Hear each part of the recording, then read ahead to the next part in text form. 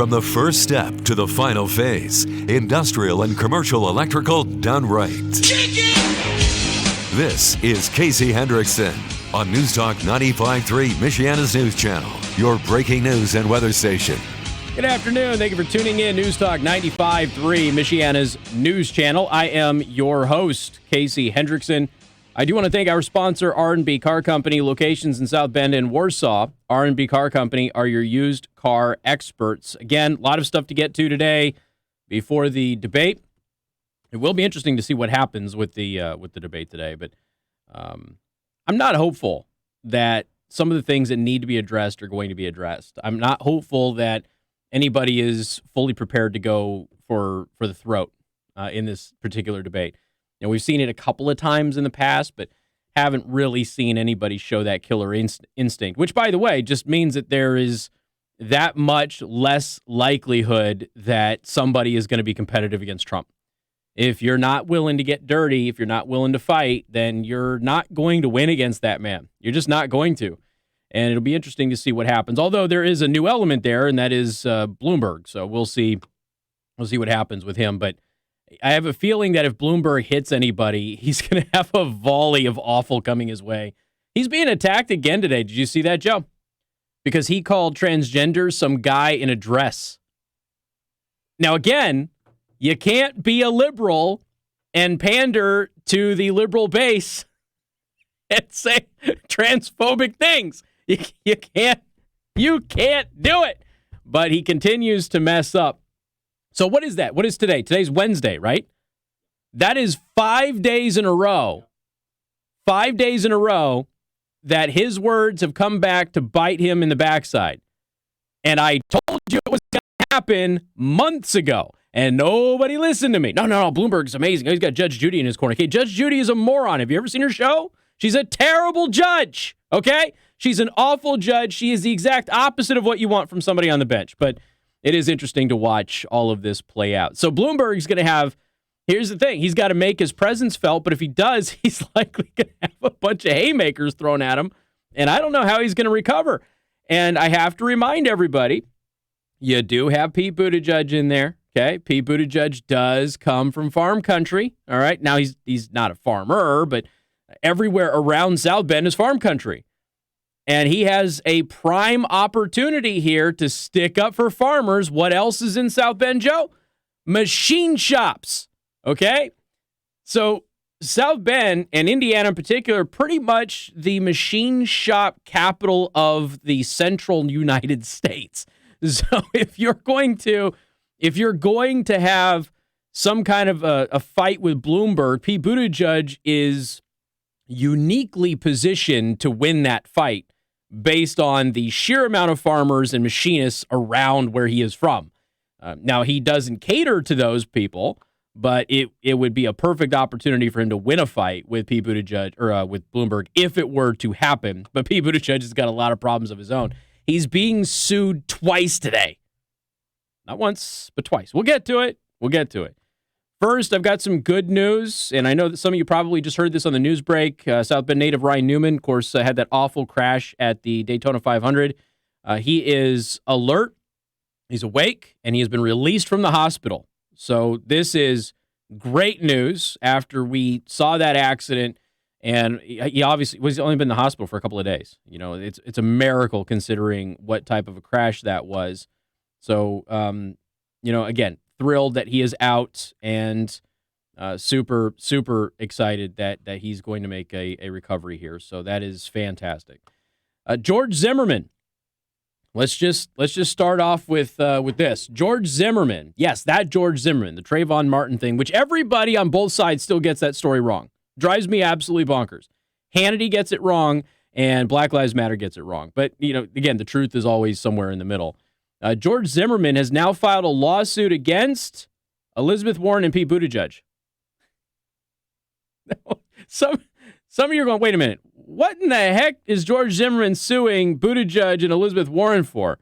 Well, it turns out that they sent out some tweets on Trayvon Martin's birthday. We kind of discussed it. I don't know if that made it on the air. We discussed it on the live stream. And they were inaccurate tweets. And George Zimmerman is calling them to task for it. George Zimmerman, the former Sanford, Florida resident acquitted of murdering in the 2012 killing of 17-year-old Trayvon Martin, is suing Democratic presidential candidate Senator Elizabeth Warren and Pete Buttigieg over tweets that they posted to commemorate the teenager's birthday. The lawsuit was reported yesterday. This morning. Today's Wednesday, right?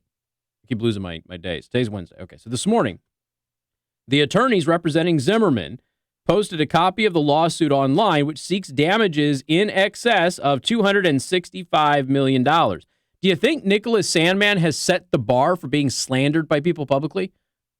Every one of his lawsuits is like $250 million. So, yeah, everybody's kind of right around there. Quote, Trayvon Martin would have been 25 today, said a tweet posted to the verified Twitter account for Buttigieg on February 5th. How many 25th birthdays have been stolen from us by white supremacy, gun violence, prejudice, and fear? Hashtag Black Lives Matter. So even Pete Buttigieg doesn't understand that George Zimmerman is Hispanic. Okay? The myth of George Zimmerman being a racist white guy is still alive and well. Although Pete Buttigieg is doing everything he can to let everybody know that he is super against white supremacy. Tweeted Warren's verified account. My heart goes out to, she tweeted to Sabrina Fulton, Trayvon's mother, and Trayvon's family and friends. No, I'm not going to get into the fracas over selling Trayvon Martin merchandise with his parents and his relatives. He should still be with us today. We need to end gun violence and racism, and we need to build a world where all of our children, especially young black boys, can grow up safe and free. And of course, if you paid attention to that case at all, you understood that it had absolutely nothing to do with racism. None. Nor is George Zimmerman a racist, nor has he ever been accused of being a racist. And in fact, George Zimmerman had a long and rich history of helping young black kids in the inner city. And he had volunteered his time to do that for quite some time. But they still tweeted it out. And the thing is, we know it wasn't race-based. We know that. We know that Zimmerman's not a white supremacist, okay? And they made the whole case about George Zimmerman, a white supremacist who doesn't like black people, shot this young black man without any cause whatsoever. And that's not accurate. That's not what happened. So in the lawsuit filed in the circuit court in Polk County, where Zimmerman now lives, they're alleged that the tweets defame Zimmerman for political gain and misguided and malicious attempts to bolster their standings amongst African-American voters, all at Zimmerman's expense. That's all true. Buttigieg, the former mayor of South Bend, Indiana, Warren, a Massachusetts senator, were retweeted more than 7,600 times combined in the 3 days from their tweets posting. According to the lawsuit, they garnered tens of thousands of likes, 42,000 for Buttigieg and 7,300 for Warren. Well, that tells you right there that Buttigieg has the social media advantage over Elizabeth Warren. If he's getting 42,000 likes on a post like that and Elizabeth Warren's only getting 7,300, she's got some catching up to do, although I think her campaign is essentially done. Zimmerman shot, I don't need to go into the whole history of it. Like I said, everybody's wrong on that case. So if you look at the current landscape, if you will, on this stuff, and for the record, I am supportive of these types of lawsuits, and I think I've said that before. You know, the president yesterday, was it early yesterday, late on Monday, he said, if I wasn't president, I'd be suing every one of these people. And I enjoy that. That needs to happen. And like I said, you know, conservatives traditionally have not been in favor of getting too litigious on this, but I think in our society, we're at a point now where somebody slanders you for simple gain, you know, whether it's political gain, monetary gain, social media fame, whatever it is, you have to defend yourself because you can't allow the false narrative to be spread. And those two tweets were categorically false. They were lies about George Zimmerman, period, end of story. And when you send those tweets out and you're defaming somebody who is, you know, kind of trying to put his life back together, although it doesn't seem to be working out too well for him, you're open up to lawsuit. And you should be open up to lawsuit because they should never have mentioned his name. They should have never attacked him in this manner, considering that those were completely inaccurate. Now, maybe Pete Buttigieg, who is notoriously uninformed, has no idea that George Zimmerman is an Hispanic guy and is not a racist. Maybe he doesn't know that. Elizabeth Warren, I think we could probably, this should be her defense. Elizabeth Warren's lawyers in court should say, look, she doesn't even know what race she is. How can she be expected to know what race George Zimmerman is? I mean, that would probably be her most effective defense. And I think at that point, maybe the judge would just toss out that lawsuit. But Pete Buttigieg is in trouble. And it'll be interesting to see what ends up happening here, because the facts of the case are completely contradictory to those tweets. They are slandering them. And frankly, more and more people should be doing this. And, if you have somebody of note who is accusing you of being a bigot and murdering somebody and that sort of thing, and you've won that case, and again, the only reason that Zimmerman won that case was because they overcharged. If they had charged appropriately, the guy's going to be convicted all day long, but I don't need to rehash that particular case, except both sides are wrong on it. But if you are going to slander somebody, whether it's on television, in print, or on social media, if you're going to slander somebody as they slandered him, you have to be prepared for the lawsuits. And here's the thing. That's not the only legal battle that Pete Buttigieg has today. We'll talk about more coming up on News Talk 95.3, Michiana's news channel. Casey Hendrickson. News Talk 95.3, Michiana's news channel. Your breaking news and weather station. Oi, what's up, folks? How y'all doing? All right, get the daily show prep up here. Come in for a homemade soup and hot chocolate with whipped cream. Now, your home comfort experts, heating specialists, 5-day forecast. A mix of sun and clouds today with temperatures warming up near 30 degrees. What's up, Jackie, Sam, Anita, Speed, Alex, Wendy, Mom, Impeach. Yeah, I'm not convinced that they're going to. I'm not convinced that they are going to do anything here either. And we continue to warm as we head towards Saturday. For Saturday, we'll reach a daytime high of 44 degrees. Again, mostly sunny skies in our forecast, and we'll hold on to that. The problem is that they're kind of like in a standoff, right? So everybody who's on the debate stage tonight can get hit with something pretty awful. And so if they hit one of their opponents with it, they have to be prepared to respond to their skeleton. And that becomes the issue. Who's going to have the courage to take that on in order to take out anybody else? And nobody has emerged to do that just yet. The one thing I could see potentially happening is they could all gang up on Bloomberg and immediately try to get him out of this thing. That's a possibility. Come out for a grand opening ceremony. It's the staff that's in the photo. Behind the scenes of any office or industrial build are numerous contractors tirelessly taking dreams from drawing board to reality with precision, on schedule, and on budget. From the very first step to the final phase, you need the trusted experience of a team who knows how to get the job done. Final Phase Electric has the tools and the experience to make your dreams a reality, and can step in at any time to assess your project with a level of unmatched precision that throws guesswork out the window. We believe in positive results through positive people, and we're positive that we can help you with your commercial or industrial project. One call does it all. 574-522-4444. That's 574-522-4444. Let us take the guesswork out of your project and help you sleep easy. You've got better things to do. Let us hook you up. Find Final Phase Electric on Facebook or visit finalphaseelectric.net. Where's the patient, ma'am? Down in the basement, hurry!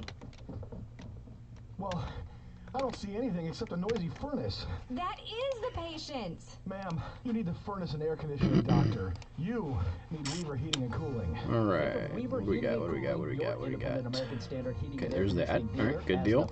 I am forced to talk about New Carlisle today. I'm forced to, because there's been an update in the story. Their expert technicians explain what's wrong. Quote your repairs. So I am required to talk about it. Before they start the work. When a Weaver truck pulls up at your home, you can relax because it's well stocked and ready to. Have I touched on a Bloomberg Clinton ticket? I don't think I've touched on it on the show. I don't think that she's going to get in it. She shot it down, but it's also politics, you know. And he's old, so there's always the possibility. what I think would probably happen, just because Hillary has this type of luck, is that Hillary would choose not to be his vice presidential running mate, and then he would die in office, and the vice president will assume power, and then she will have escaped being president yet again. So I think that the likelihood of Hillary Clinton taking it up, she shot it down this week, but you never know. It's always possible. The other thing that you have to consider too is, will America select 2 New Yorkers? Is that something that they really want to try and run on? 2 people from New York City. Get your free bottle of CBD Labs. No, well, the money that I've already been paid, I get to keep, but the money that is left over in the contract, I do not get to keep. So. 605-3136. Hi, I'm Betty, aka Allie's mom. Last year I told you that we love to that's the real question: is what do they say that I have to say about New Carlisle? On that challenge. Michiana is such a diverse area, and the proof is in the variety of dishes that we had a chance to make for your special event. Well, look, I mean, the Pete Buttigieg has an opportunity here. I mean, he could take Biden, Warren, Bloomberg, and, I mean, he doesn't even need to worry about Klobuchar all that much. And Sanders out, but he's choosing not to. You know, it's, if you're not going to fight, and that's what I said about him before, is the one thing that we don't know about Pete Buttigieg is, can he fight? And he has not shown that he has the ability to fight. So, if he doesn't, he doesn't. Yeah, it's bright outside today. I've got the other window even closed, and it's still not working. Oh, that looked good there for a second, then it went away. What's the difference between a bed from Elkhart Not much I can do, and a man. national brand? Not much I can 2 do. things. The label and the price. Our materials and construction. I could bring lights in. Like, I have this little, like, dollar store light, which makes the spooky. So the Elkhart bedding It's spooky, is less than sale prices but at other stores. it doesn't really give off the right light. And if I bring something else in, it's just going to get stolen, or I have to lug it around with me every single day, and I just don't want to do that. Michiana's Morning News is now All right. Facebook. Follow us at Michiana's Morning News. Your top stories, traffic and weather, weekday mornings 5 till 9 on 95.3 MNC. And good afternoon. Thank you for tuning in. News Talk 95.3, Michiana's news channel. I am your host, Casey Hendrickson. Hey, don't forget to watch the live stream on YouTube or Twitch at Casey the Host. So that's youtube.com/Casey the Host or twitch.tv/Casey the Host. So Pete Buttigieg is being sued by George Zimmerman for lying about George Zimmerman on the anniversary, not the anniversary, Trayvon Martin's birthday. Okay. Now, you've got a watchdog group that has accused the Buttigieg campaign of coordinating with a super PAC. So there has been a complaint that has been filed by the Campaign Legal Center, which is a nonpartisan watchdog group. This has been filed with the FEC yesterday. It alleges that Buttigieg's campaign improperly coordinated with the super PAC Vote Vets on TV advertising in Nevada. And, of course, Vote Vets always seems to have a controversy in how they conduct themselves with certain campaigns. Every single election cycle, Vote Vets has some nefarious accusation against them. On February 5th, the Buttigieg campaign senior strategist Michael Hall tweeted, "Pete's military experience and closing message from Iowa work everywhere, especially in Nevada, where it's critical that they see this on the air through the caucus." A week later, Vote Vets spent $639,652 to produce and run TV ads in Nevada that emphasized the same messaging from the campaign per the complaint. The CLC alleges that there is reason to believe that the campaign therefore accepted more than $639,000 in illegal and excessive in-kind contributions in violation of federal rules that say that candidates cannot consult or suggest how independent groups spend their money. Now, the Buttigieg campaign will try and say that this was, that there's some plausible deniability here. We just issued a blanket statement. This wasn't a marching order sort of a thing. So the campaign goes out there and says, hey, this is what Pete said. This needs to be seen everywhere, especially in Nevada. Well, then a PAC goes out there and does the exact same thing. Now, the Buttigieg campaign is going to argue we didn't intentionally coordinate with them, which would be illegal. But we know that they did. They issued the statement. They issued the marching orders, and somebody went out and did it. I'll give you kind of an alternative example here. If ISIS goes out there and says, our supporters should probably start running people over on sidewalks, which of course they did, and then people start running people over on sidewalks, everybody attributes that to ISIS, right? Well, this would be the exact same example. Everybody should be attributing this to the Buttigieg campaign, who of course will plead plausible deniability. No, we just issued a blanket statement that seemed to be very specific and seemed to be an instruction for our supporters to start doing things specifically in Nevada. And then it happened, but we didn't actually coordinate with them. It was a public statement. The tweet from Buttigieg's agent is susceptible of no reasonable interpretation other than a request or suggestion for vote vets, the only super PAC or other outside group supporting Buttigieg candidacy at that time. Vote Vet's lawyer denied wrongdoing in a statement to Axios, saying that the super PAC made independent expenditures to support the nomination of former Mayor Pete Buttigieg. Now, Buttigieg campaign did not respond to the Axios request for comment on that, but it is interesting that, you go out there and you say, this is the message that should be put everywhere in Nevada because it's extremely important. Use this exact verbiage in this exact language, and then Vote Vets did it, right? But the Buttigieg campaign, again, they're just saying, well, we just issued a public statement on social media. It had nothing to do with, coordinating or anything like that. When in fact, it sure looks like coordination, but it'll be difficult to prove. It is certainly suspect, okay? All right, I have to talk about New Carlisle. Against my better judgment, I do apologize. I'm losing millions of dollars by doing this, by the way, but there is a development in the New Carlisle story. A unanimous vote has stopped a project that would have created an industrial park in New Carlisle.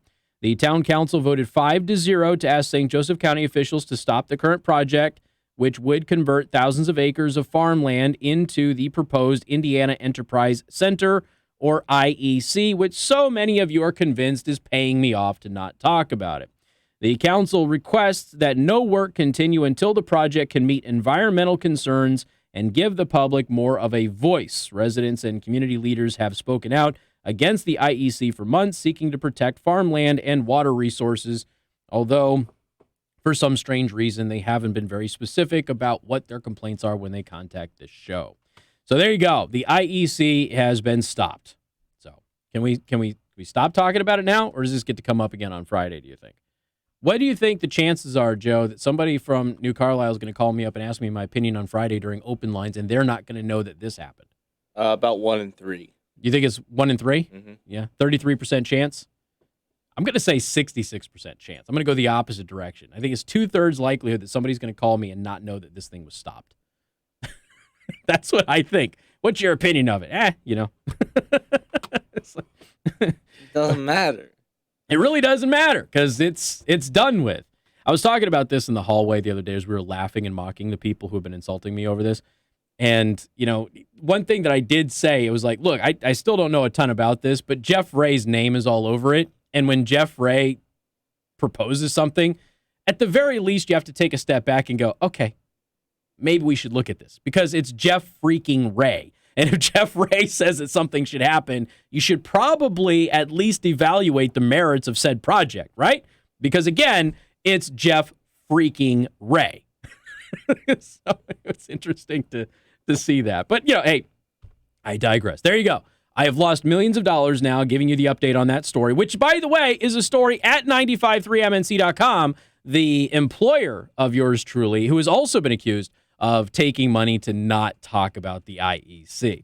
So we've lost millions of dollars simply because of this one little story. Thank you so much, you town council in New Carlisle, with your 5-0 vote for costing us millions of dollars. We got more coming up. Newstalk 95.3, Michiana's news channel. This is Michiana's breaking news and weather station.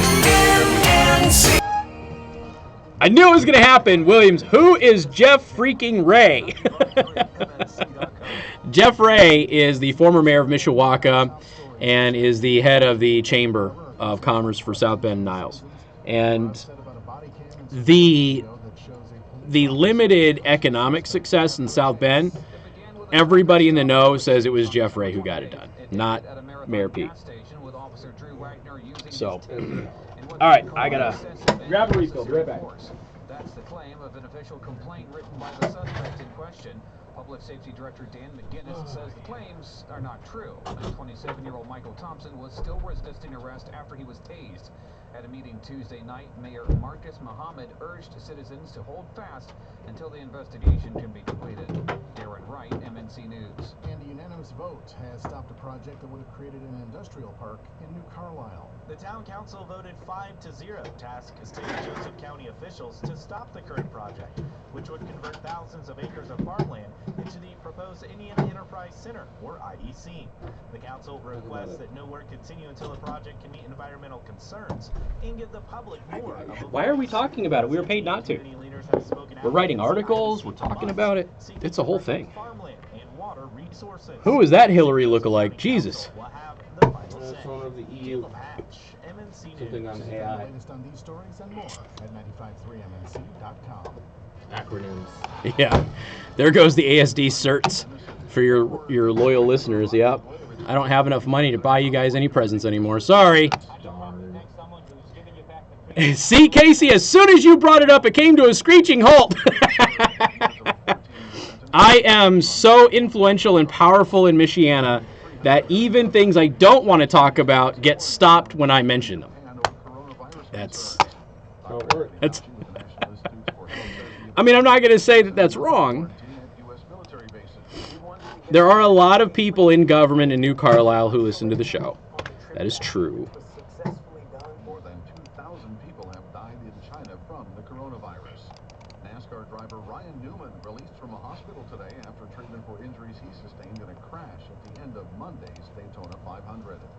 America is listening to Fox News.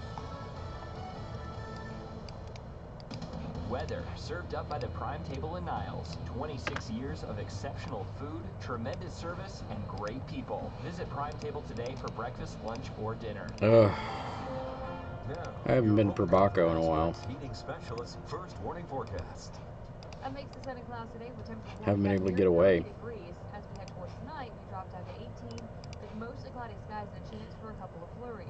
Now for Thursday, we'll be right around The owner of Second Amendment Arms and Range went full-time in law enforcement, from what I understand, and just could not keep the business open at the same time. So Commodities in many cases had a strong day today. I didn't see that he liked. Did he like the tweet? I didn't see that. This is the Wednesday closing farm market report brought to you by. Is that why you wrote it? Many farmers are looking for additional profits. Oh, he liked the smarter. Yeah, he did. Like the smarter than the average bear bit. Do the math, harvest the profit, IOMgrain.com for more. Corn and wheat gave back a little of their Tuesday gains. There you go. Unable to follow crude equities and metals higher. Corn down 2.5 cents on the front month March, 3.80 May, 3.85 1/4, down 2 1/4.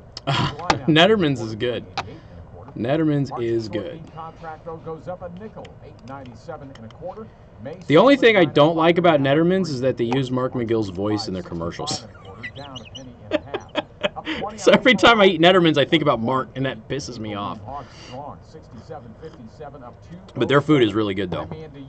Who's your ag today? Timely, relevant, credible. The news is powered by Modern Kitchen, creating your dream living spaces. Yeah, he just he didn't have anybody to run it, and he couldn't afford to pay somebody full time to run it, and then so it got to the point where it was too difficult to keep it open while he was working a different job.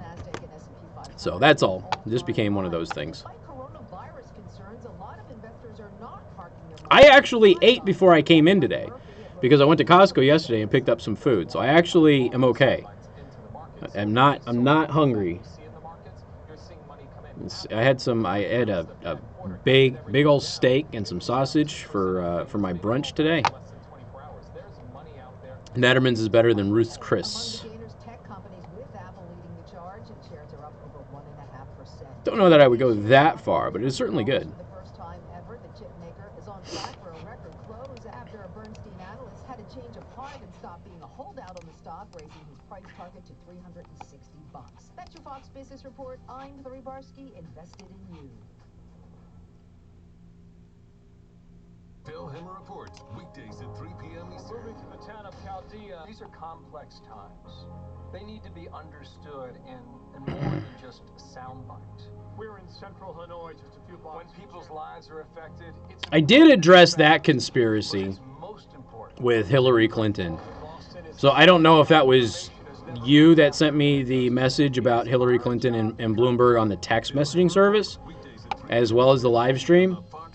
But okay, I'll address it here because somebody is texting me about it also. And hip pain. I couldn't even work. I only wanted to play with my kids, but my pain was stopping me. You know what's really good? If you have a Costco membership, they have that that turkey pesto sandwich thing. That's a really good sandwich.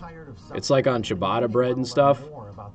I can't eat it because of the diet, but it is really, really good. The DTS is a new computer-guided decompression therapy that allows your spine to stretch in a very specific Wasn't leftover coffee, jackass. to pull in the bulging sections. I've given a lot of giveaways. Pain and spasms without drugs and without surgery. Get your life back. I've done Black Rifle. I have done some 3D printing giveaways. I've bought some stickers. I've bought some.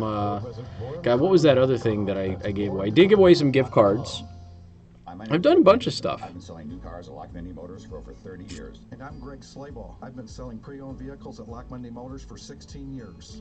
I just got my new Black Rifle shipment yesterday, too. Yeah, that's right. We have so many vehicles, we are running out of places to park. We have a tremendous offering of new Jeep, Ram, Chrysler, and GMC models. We only stock the best and most desirable from these premium brands. Hold on a second. Which New York Times article? Vehicles, something for every need and every budget. There are a lot of options for what Oh, you mean the New York Post article about South Bend residents? Yeah, no, I haven't got to that yet. That'll probably come up before 30. Go further and get more for your money. Money as a payment lowers your monthly payment. You could be driving something newer or better than you are right now for a lower payment. Lock Monday Motors' values of honesty and integrity are evident to customers and employees alike. That's why so many of us have been here for so long and have customers that come back over and over for all their vehicle needs. Shop the inventory right now. Okay, so I posted a picture of Greg the Valentine, Greg the Hammer Valentine. And it said, if your female gym teacher didn't look like this, did you even get a physical education? And it's Greg the Hammer Valentine. And I said, sorry, Greg. And so Bob McSmith, you prove every day why you are human waste. I fell very sorry for your daughters. About why things are the way they are. And with no topic we are too shy to cover. Come join us for Rest in Peace Sundays from noon to 1. On News Talk 95.3, Michiana's news channel. Stop into Menards and save big money on new lighting for your home. Over 12,500 lights and ceiling fans are on sale. Find your style with Patriot Lighting. The Hendy Collection has a stainless black and gray faux wood finish. The rustic yet contemporary design makes it great for a variety of rooms. Get the Island Light for $169.99. Find amazing deals throughout the store. Right now at Menards. Prices are good through Saturday, February 22nd.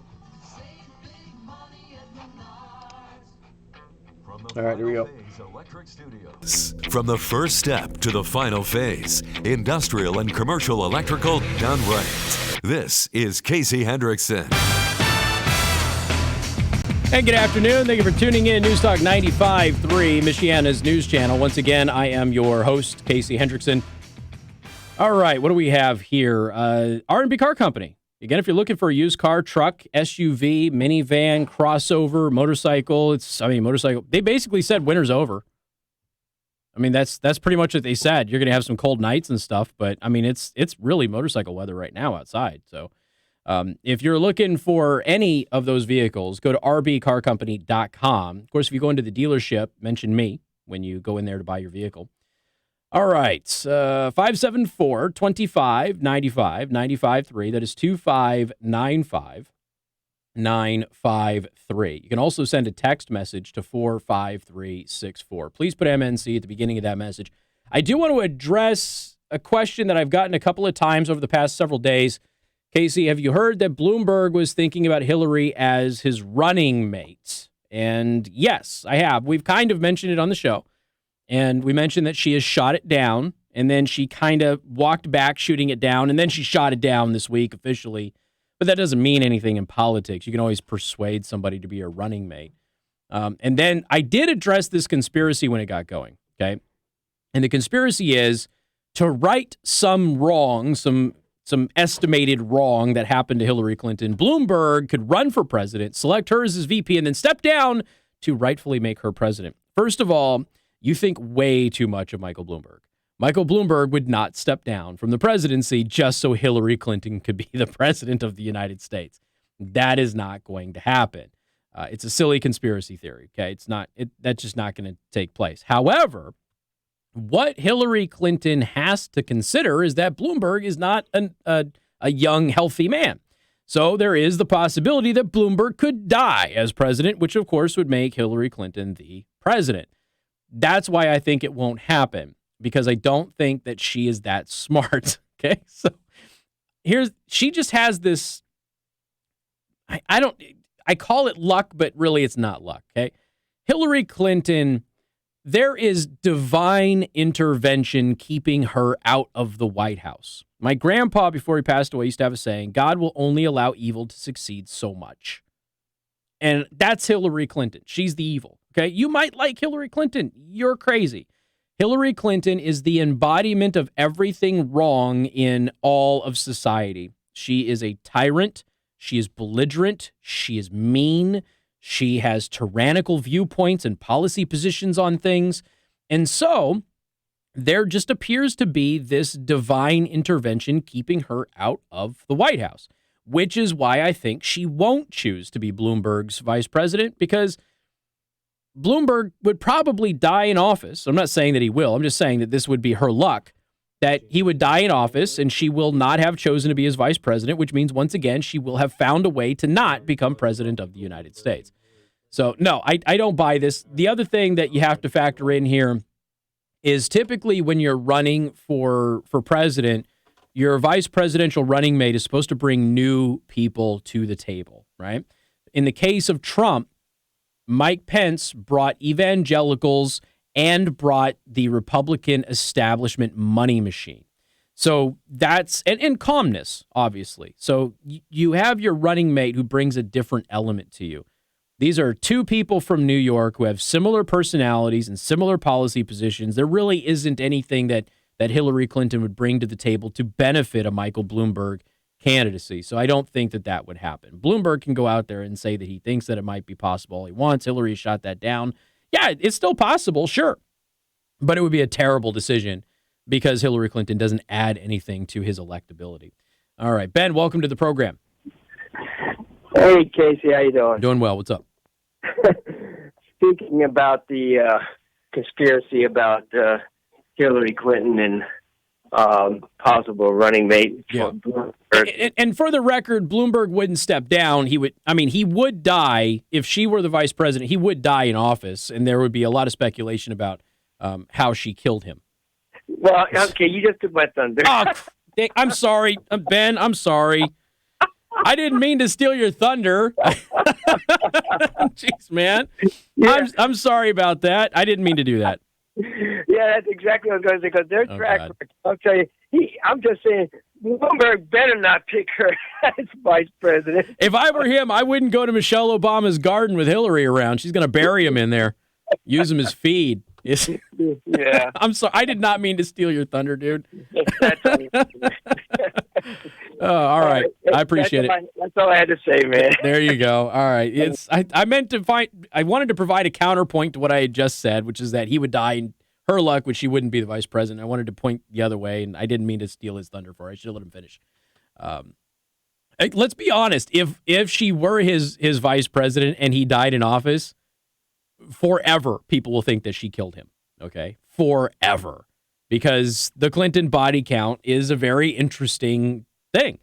And it's real. All right. Now, that doesn't mean that the Clintons have killed all of these people, but there is a large amount of people who have very, very ugly dirt on the Clintons who have died under somewhat suspicious circumstances over the years. So that is a real thing.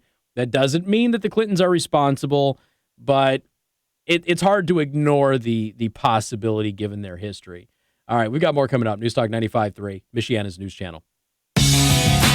Wondering about the weekend? It's always in sight with the 5-day forecast at 16 and 46 mornings and afternoons on 95.3 MNC. Casey Hendrickson. News Talk 95.3, Michiana's news channel. Your breaking news and weather station.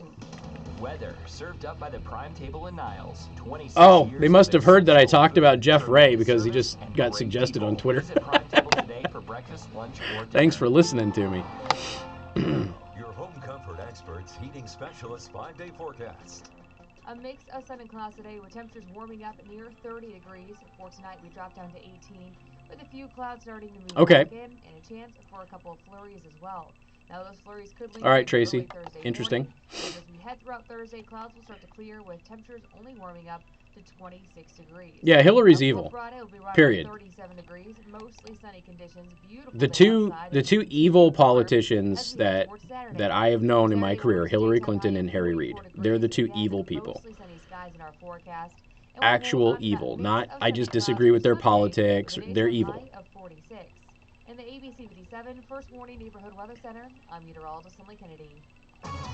This is ABC 57 meteorologist Tom Coombs. Rain or shine, your First Warning Neighborhood Weather Center forecast is on 95.3 MNC. Plus, you can plan ahead with the 5-day forecast at 16 and 46 weekday mornings during Michiana's morning news and on the drive home with Casey Hendrickson. As always, when severe weather threatens, depend on us for expanded weather coverage until the storm passes through. On News Talk 95.3, Michiana's news channel, your breaking news and weather station. Hi, this is Dwayne Miller with Good Faith Management, and I buy houses cash. If you own a house and want to sell it fast and for a fair price, call me at 574-294-5678.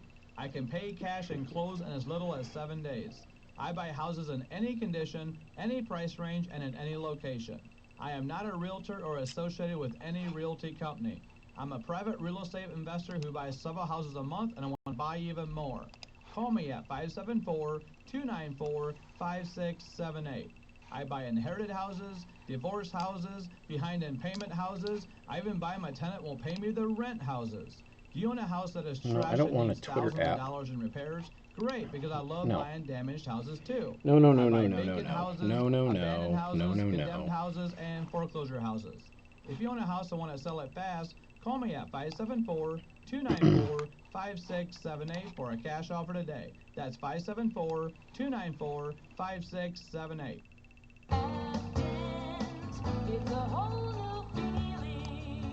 Hi, this is Dr. Roger Pacina. There's so much talk about insurance these days. Come on. Insurance companies are making it very difficult for you to get the care you need and deserve. And worse yet, many of you have no dental benefits at all. We know insurance can be confusing, so at Afdent, we make things simple and easy. We accept most insurance plans and work with them to maximize your benefits. Our team will actually listen to your concerns, explain health benefit coverage, discuss the work to be done, and what your share of the cost will be. For those of you without dental insurance, we have many different payment plans available, some as low as $80 per month and 0% interest for those who qualify. Schedule a no-hassle consultation today by calling 277-2220 or visit afdent.com. Enjoy a whole new feeling at Afdent on Douglas Road in Mishawaka. Hello, I'm Dennis with H&H Gold Buyers in downtown Elkhart, and I want to buy your old gold jewelry, your silver flatware, your silver plate, your gold and silver coins, your platinum and diamonds. You may not realize it, but gold and silver are at a 5-year high.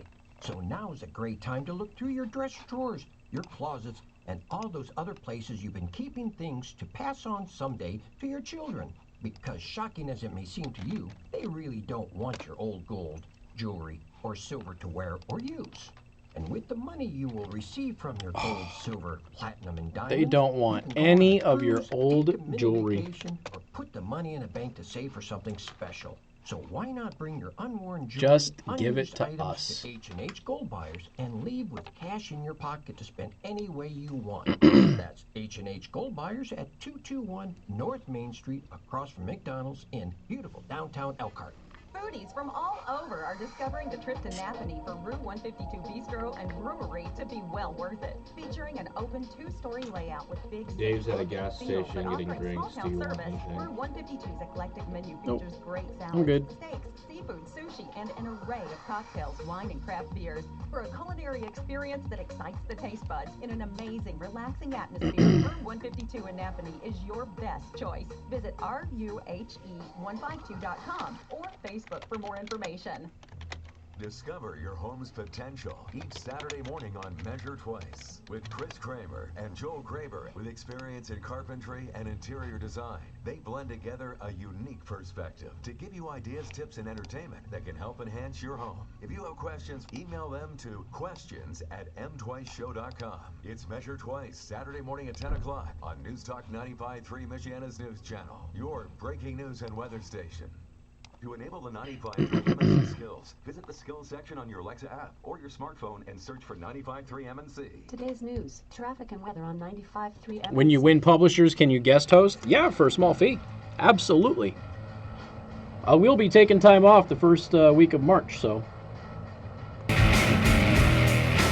And good afternoon. Thank you for tuning in. News Talk 95.3, Michiana's news channel. Once again, I am your host, Casey Hendrickson. You can watch the live stream at youtube.com/Casey the host or twitch.tv/Casey the host. What else do we have here? More trolls on social media referencing my daughters. It's always good. What do we have? Well, okay. This is a development in the Durham case. Since I've been giving you kind of like the minor little updates on what's been happening with the Durham investigation, as I told you before, a couple of weeks ago, Representative Nunes, who came to town, I was at an event with him, and I asked him the question that everybody asks him: when's somebody going to pay for all of this? You know, they manufactured all of this, they lied about it, they committed crimes in order to try and overturn the results of an election. And he says it's all in Durham's hands now. And so the Durham investigation is extremely important. Durham has interviewed several of the FBI investigators who worked on Mueller's team during the 2017-2018 inquiry, further suggesting that Durham's probe may be expanding into the activities of the special counsel's office. Now, this is a big deal because we already know that people on Mueller's team broke the law. We already know that. And anybody who was investigated by Mueller's team who is accused of breaking the law should probably have their cases reevaluated. And that includes Roger Stone.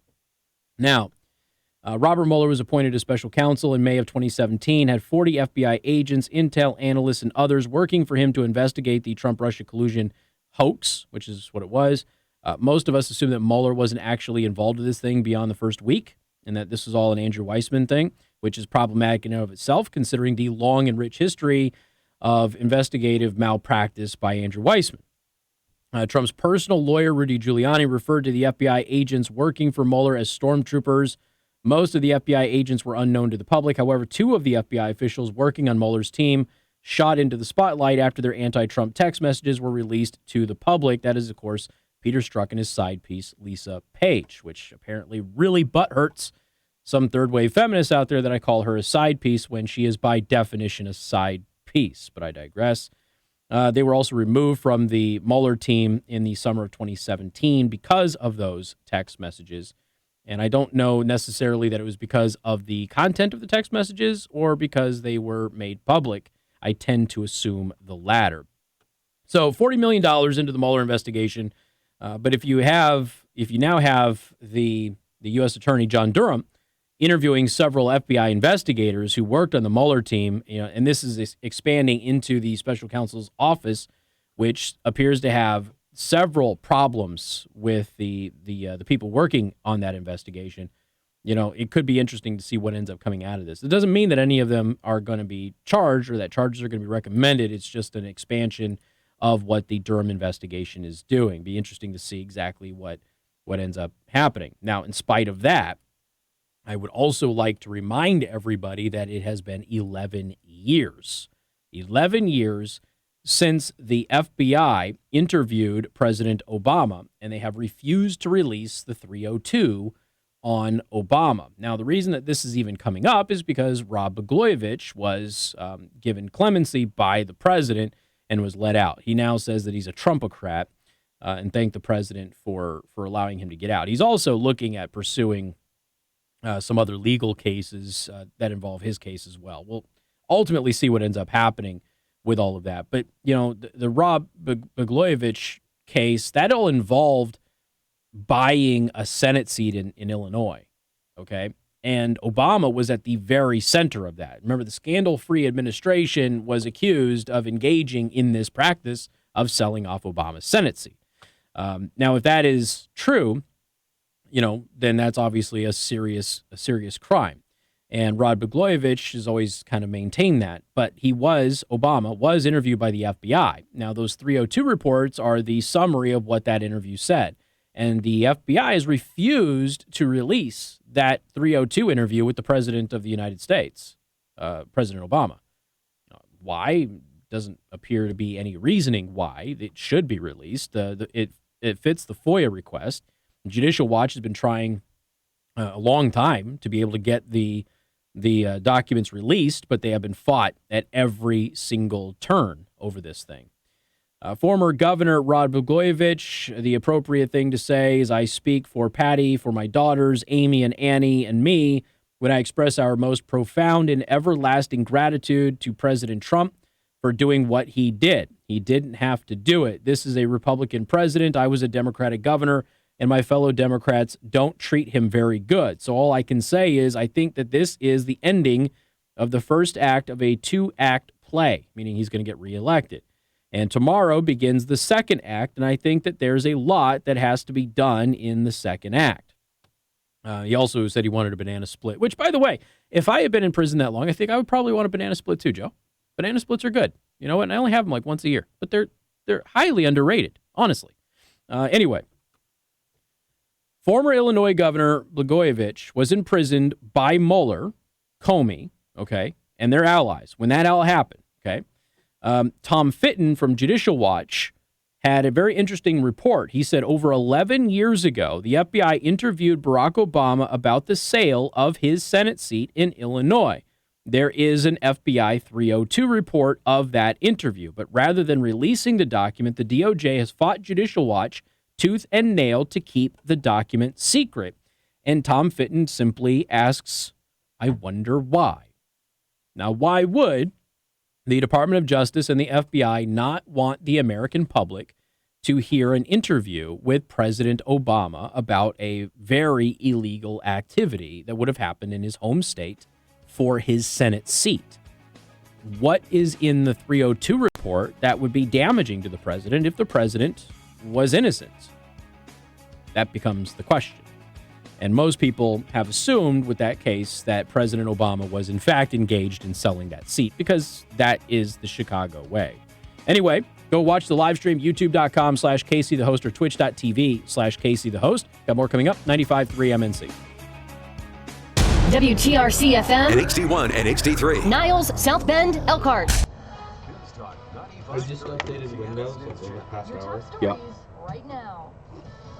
And I don't think my desktop background is in my system anymore because it's gone. It's the black screen. So when I reinstalled my Windows, I did the one where you can keep your personal files. Every image file that I had, every one of them gone. The folder structure is still intact. Every single file gone. Every single one. But my lock screen background still. So the lock screen is right, but your desktop. Yeah. So I don't. God, Windows is gotta get their act together. It's like I'm trying to get this thing to work because it's a D&D helper thing. I was like, oh cool, this will be fun to use. And it like gives you maps so you can put on screen. Like, but I need to update Windows for it. It's like, okay, cool, I can do that. Every image and video file.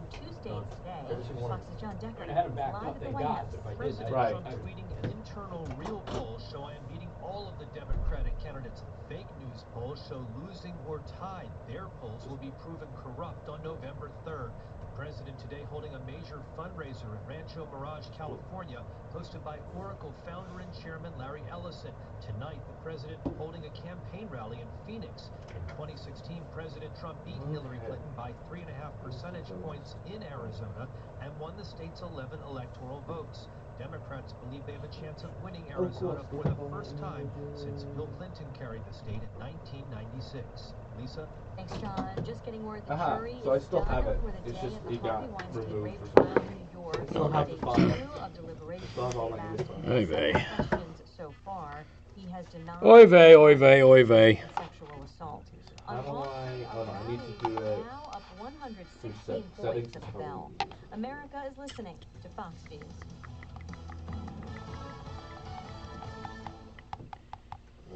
I still haven't had the Chief in Goshen. I've never been to the Chief. You've never been there? You've been here your whole life? No. You went to Elkhart and you still haven't been there? I have not been here my whole life. I have lived in Elkhart for only like 5 years. Oh, I thought you were like from here. I've lived in the Michigan area since I was 8. But I've only So you've been here since you were 8 and you still, which I've is only like at lived in Elkhart least, for like 5. that's at least 6 years though. But you've been in Michiana since you were 8 years Yeah, old. I didn't know the Chief existed until I was Oh. 15. Oh, okay. I hear nothing but good things about it. We did go there once and it was closed. We lived closer to Flavor Freeze in Dunlap. So we went there all the Okay. Because it was right next to Concord. Okay. And so we would go there. Good stuff. Yeah, I did try to go to the Chief once, and that was back when we did not live in Elkhart, obviously. So it was a pretty hefty drive, and it was closed for some reason because it was listed as being open on Google. Record water levels along the coast. He'll also make stops tomorrow in St. Joseph and Benton Harbor. And a hospital in Michigan City will soon undergo a huge renovation. A new hospital opened in January, leaving only an express care in the former emergency room of the Franciscan Homer Street campus. WSBT reports that Franciscan Alliance has now committed $20 million to making the site more useful and tearing parts of it down. The patient tower, built in 2001, will be renovated to provide elderly care on the first floor, while the second floor will focus on behavioral medicine. No time frame has been set for the work. Brian Davis, MNC News. You can find these stories and more online at 953mnc.com. Extended forecast brought to you by the Prime Table Restaurant in Niles. Does your family or group meet regularly for breakfast, lunch, or dinner? Just call the Prime Table to reserve tables for your next gathering. Now, your home comfort experts, heating specialists, first warning forecast. A mix of sun and clouds today with temperatures warming up near 30 degrees. All right. As we head towards tonight, we drop down to 18 with mostly cloudy skies and a chance for a couple of flurries. Now for Thursday, it'll be right around 26 degrees. That mix of sun and clouds continues with an overnight low of 11 degrees. In the ABC 57 First Warning Neighborhood Weather Center, I'm meteorologist Emily Kennedy. Stay connected with 95.3 MNC on Alexa, Google Home, and smart speakers everywhere. News Talk 95.3, Michiana's news channel. Your breaking news and weather station. Oh, I got some homework for you guys. With an entire team of experts dedicated to your well-being. Learn more at sjmed.com. When my back pain started, even our simple grocery trips became major challenges. So I scheduled an evaluation with the back pain experts at St. Joe. For me, robotic-assisted surgery was the best option. It helped restore my range of motion, and recovery was fast. And now we're back to helping each other, just like before. Learn about your options. Schedule an evaluation with the back pain experts at St. Joe today. Call 1-833-300-WELL. I want you all to pay very close attention. And where is the... Over 600 vehicles to choose from and new vehicles arriving daily. Come experience why we are where you ought to be and take a Do they have a website yet? I thought they did. I thought they had a website, but apparently they don't have a website. All right, let me put this on. So the 1776 project. You all need to pay attention to this and share their stuff. The 1776 project is a counter project to the 1619 project, which the New York Times is rewriting history with.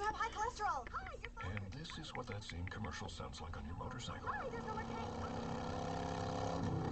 Yeah, even our commercials sound better on a bike. And with basic Is it 1776unites.com? Is that it?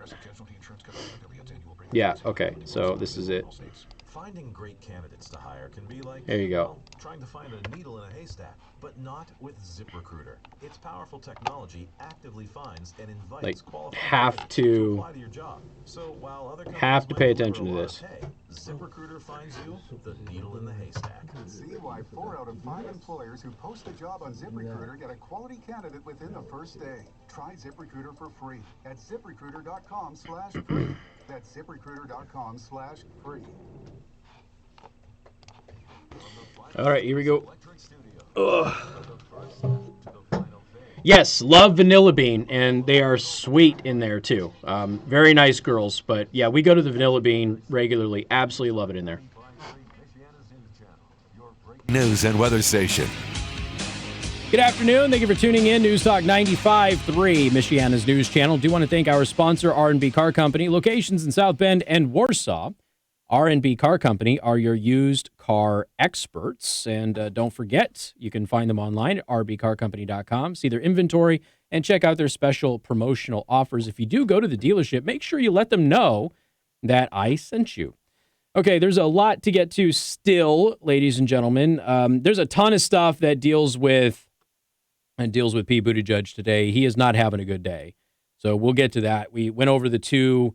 Well, he's been being sued. We went over that in the 3 o'clock hour. There's also been an FEC complaint filed against his campaign that appears to have coordinated with vote vets who every election cycle appears to violate election law. I wouldn't be surprised if in the next several election cycles, vote vets ends up getting shut down, to be perfectly honest with you, because they're consistently embroiled in some controversy and behaving inappropriately with, if nothing else, skirting and violating the spirit of election laws in the United States. And usually when an organization does that, they end up having to be dissolved. Okay, we'll see ultimately. They're still a relatively young group. Anyway, bail reform in Chicago. We have some analysis on bail reform. And bail reform is one of those things that has been hotly contested.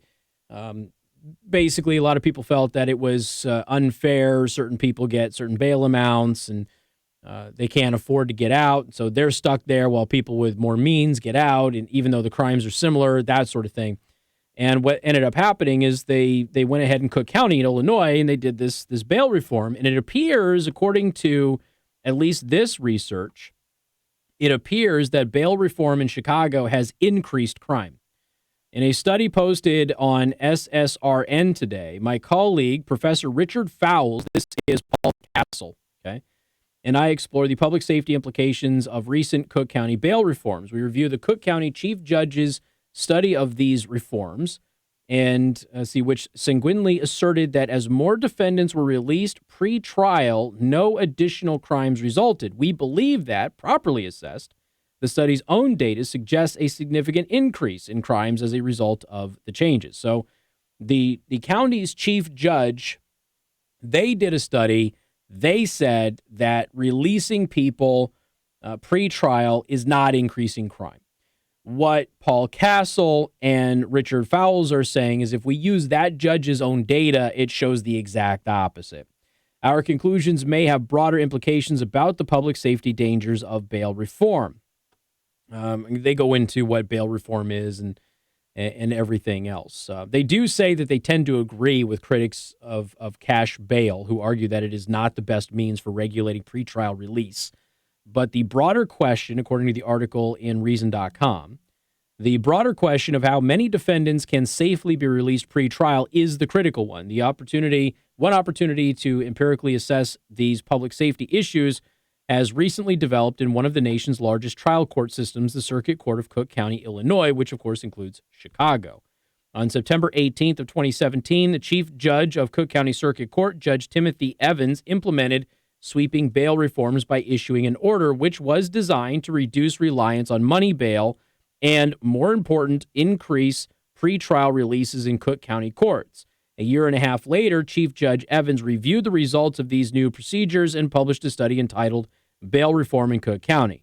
The bail reform study trumpets the fact that the new bail reforms led to a significant increase in the percentage of defendants who were released pre-trial from about 72% of all defendants to about 81% of all defendants. All right, so before bail reform, 72% of defendants were able to get out before they had their trial. All right. After bail reform, 81% were able to get out. So, obviously not an insignificant increase in the number of defendants who get out before their trial. The study also argues that this increase in pretrial releases was accompanied by considerable stability in the community safety rate of the releases. Specifically, the study claims that the new, more generous release procedures did not increase crime, stating that it should be noted that the increase in pretrial release has not led to an increase in crime and that bail reform has not led to an increase in violent crime in Chicago. Now, that would be an interesting assertion considering violent crime in Chicago did go up. So there's some eyebrow raising there, all right? Such research designed to develop empirical evidence on the effect of new judicial practices is commendable, and yet it is obviously important that any reform measure be a genuine improvement only if an empirical study reports what has happened after a change in judicial procedures can the desirability of the reform measure be fully assessed, okay? Which is, fair. If you're going to do something to try and make things better, that's laudable, okay? No problem. But we have to have an honest assessment of the data to see if it's a process that should continue.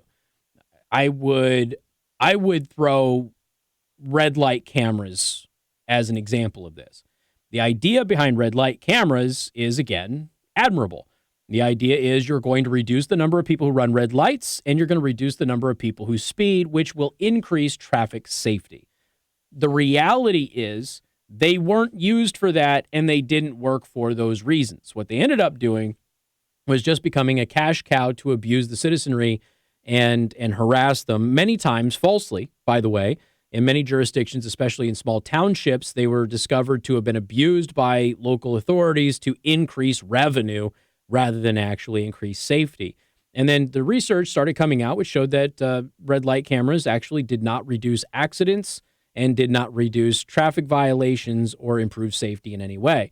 So the goal was laudable, but the result wasn't. And then the cost on top of that, you weren't getting the results that you were designed to get, and it cost you a ton of money, which therefore increased the need for you to frivolously write tickets in order to recoup new revenue to cover the cost of the cameras. So it all became a revenue chasing scheme. And ultimately, many jurisdictions chose to pull them out because they just didn't do their job, or they shifted the way that they were being used. For example, public surveillance. Okay. Professor Fowles and I have teamed up in the past, including conducting empirical research in the 2016 Chicago homicide spike, which we believe can be attributed to an ACLU effect, and the Miranda's harmful effect on crime clearance rates. Having closely reviewed the study, we disagree with its upbeat conclusions regarding public safety after changes in pretrial release procedures.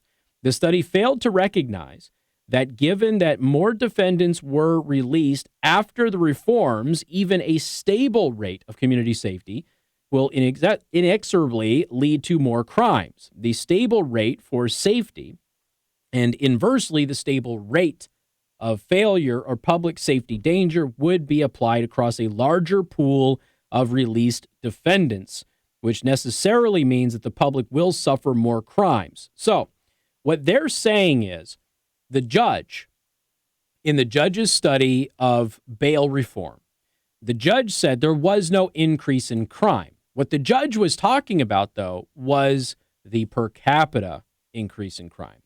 So they've released more people, which the judge says happened. They went from 72% before bail reform being released before their trial to 81%. So without a doubt, more people before they went on trial for their crimes or alleged crimes were out on the street, without a doubt. The judge says the per capita crime rate remained the same. What these guys are saying is, yes, but the total number of crimes increased. And you're saying per capita, the rate didn't change, but you have more criminals now. So that becomes more crimes that can be committed while keeping the rate exactly the same. So the public would have suffered more crimes, even though the crime rate stayed the same because there was an increase in the number of criminals out on the street. It's an interesting way to look at it, both ways, by the way. And both ways are, it just kind of depends on what your preference is. If you're looking at the rate, which sometimes the rate of certain activities, for example, criminal activities, is the one that you want to look for. In other cases, you want to look at the real hard numbers, okay? So if you have, I'm just going to throw out bogus numbers here to make it easy for everybody to kind of understand what is being said by these two professors here.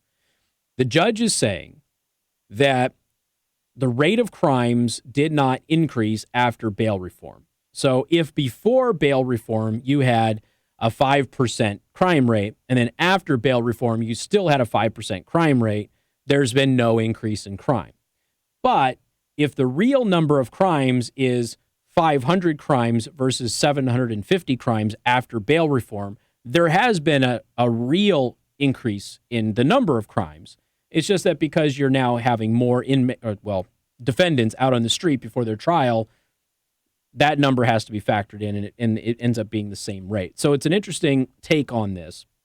So you will see people saying that bail reform did not have a negative effect on the crime rate, but these guys are arguing that the number of crimes have actually increased while the rate stays the same.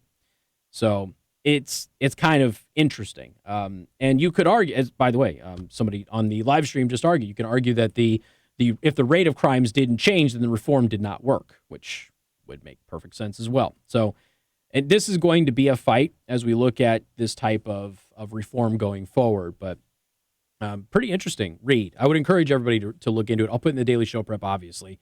The article is at reason.com, which is a libertarian publication, and they like breaking this stuff down. And they're generally, by the way, in favor of leniency when it comes to law enforcement over being more strict. So it's kind of an interesting take that they've taken this stance. We have more coming up. News Talk 95.3, Michiana's news channel. Casey Hendrickson. News Talk 95.3, Michiana's news channel. Your breaking news and weather station. Weather served up by the Prime Table in Niles. 26 years of exceptional food, tremendous service, and great people. Visit Prime Table today for breakfast, lunch, or dinner. Experts, heating specialists, 5-day forecast.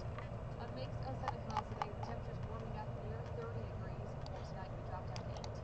With a few clouds starting to move back in and a chance for a couple of flurries as well. Now, those flurries could linger into the morning. Head from Thursday. All right, so hour 2. Friday will be right around 37 degrees. Mostly sunny conditions. Beautiful day outside and continue warm as we head towards Saturday. For Saturday, we'll reach a daytime high of 44 degrees. Again, mostly sunny skies in our forecast. And we'll hold on to that mix of sun and clouds for Sunday with a daytime high of 46. In the ABC 57, first morning neighborhood weather center. Oh, you should be ashamed of yourself, Comet. Chicago pizza is so much better than New York pizza. New York pizza is a really good snack. It really is. Favorite be window. Hello, I'm Alexa. I love It is a yummy, yummy snack. Today's news, traffic and weather. Anytime, everywhere. From News Talk 95.3, Michiana's news channel. Your breaking news and weather station. Look at your building, outside and inside. Fat fingers. Whether it's for a thriving business, your hobby, storing your sports equipment, or just that building is something special. And the look goes beyond just its overall appearance. Instead, efficiency and style are what make up the look, design, and feel of your structure. At Borkholder Buildings and Supply, they design all types of That's an interesting email pole barns, churches, commercial, from Brad. How ironic that it is today that's the last day to enter the HGTV Dream Home giveaway. And it's the last day to give your feedback for the Federated Media Culture Survey. Huh? providing people with sustainable, attractive, and affordable building solutions through their high-quality components. So if you want your Who walks around knowing when the deadline to enter the Dream Home giveaway is? It's like one guy in the building who doesn't need it, right? Maybe he just watches it to get ideas of what to do to his house.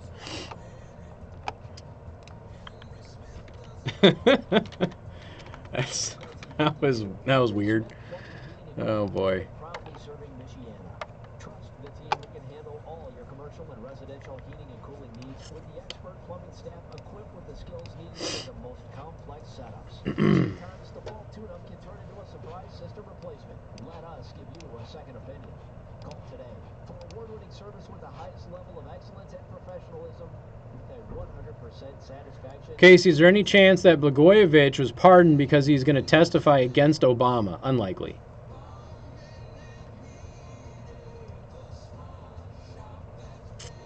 Casey, are you okay with the Rob B release? I don't care. I remember at the time, I remember there being me thinking that the sentencing was too long. I remember that, but I don't know.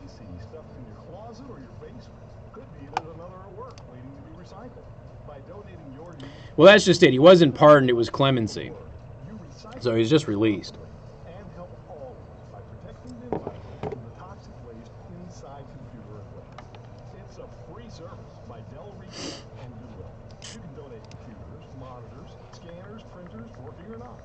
Accept just about anything that can be connected to a computer. Bring it all to a drive-through donation center at your nearest Goodwill retail store. Remember, it's free and you'll get a tax receipt. Well, and Jerry Rice is going to catch flack too, and several other 49ers, because they were really happy about the guy who ran the 49ers getting released. Or well, I guess he was released already, but they, yeah, whatever. Was it clemency for him or was it a pardon for him? I don't remember.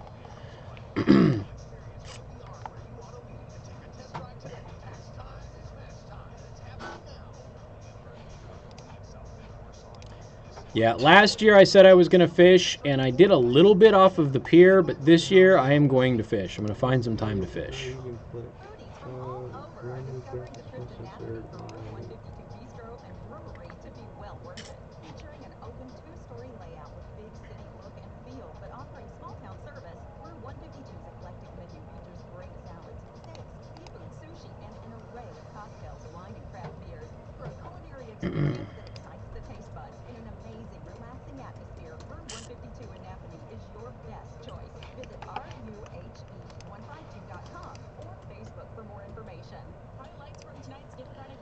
All right. Favors be window.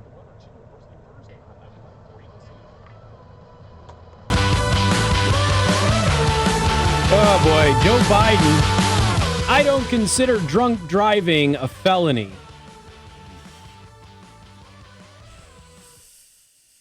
That, excuse me? That strikes. Well, first of all, it strikes home for me.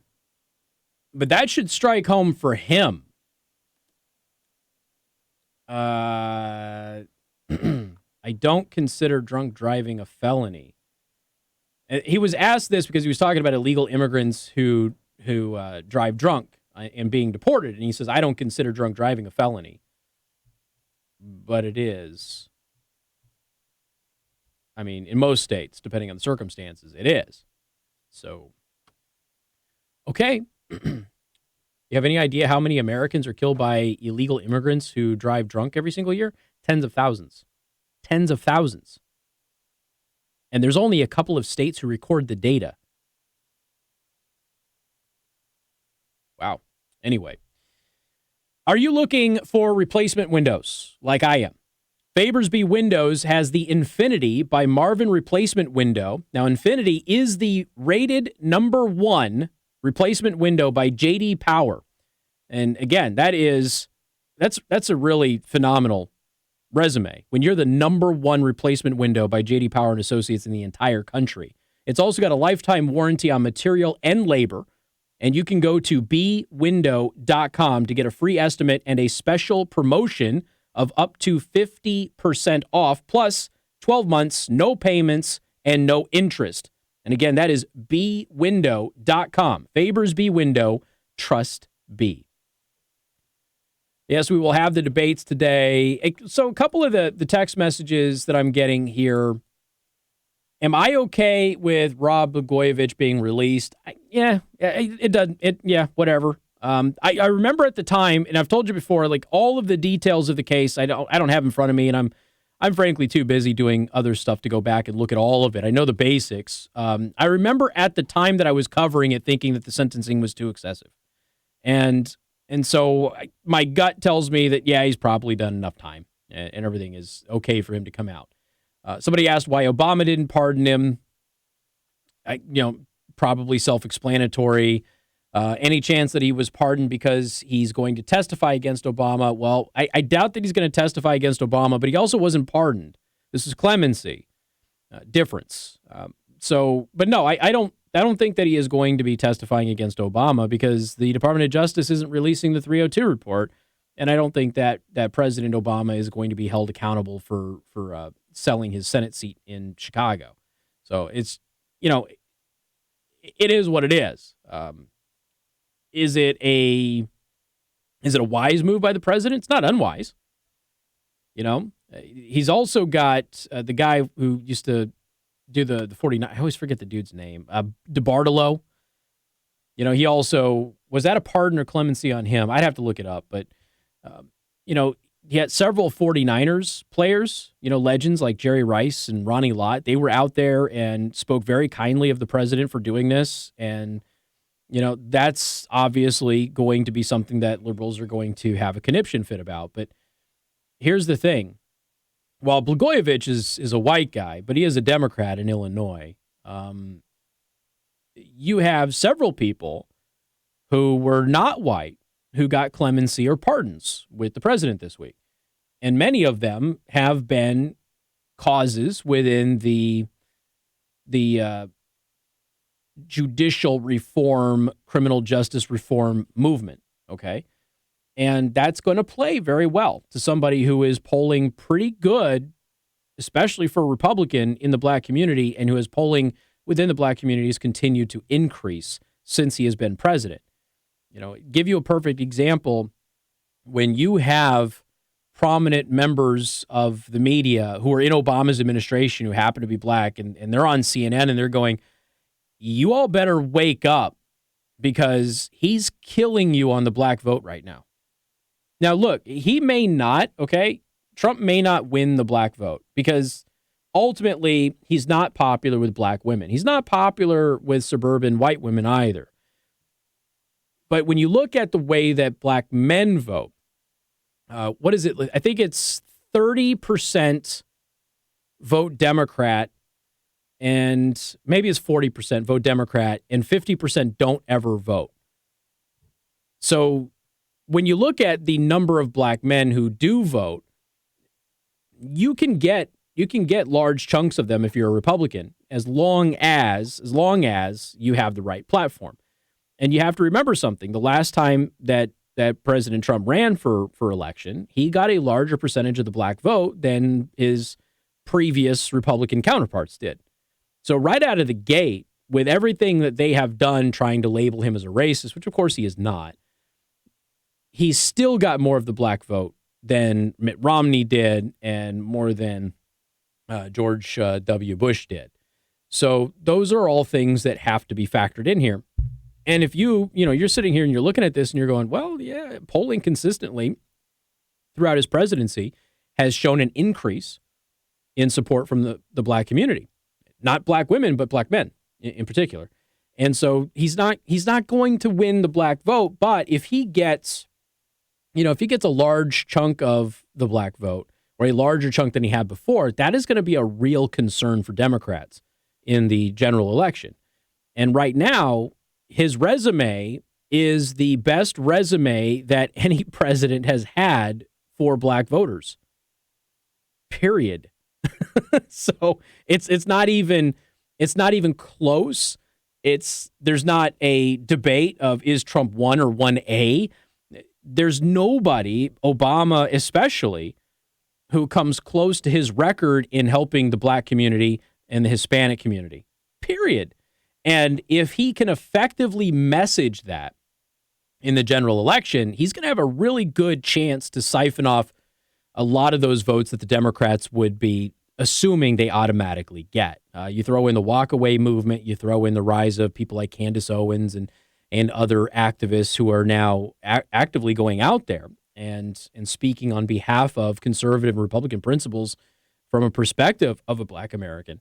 You've got more of that happening right now. And you can't discount the Kanye West effect either. And Kanye West is not the only black celebrity who is now speaking kindly about Donald Trump. He's inspired more of them to come out. And as you have that, that's going to have influence.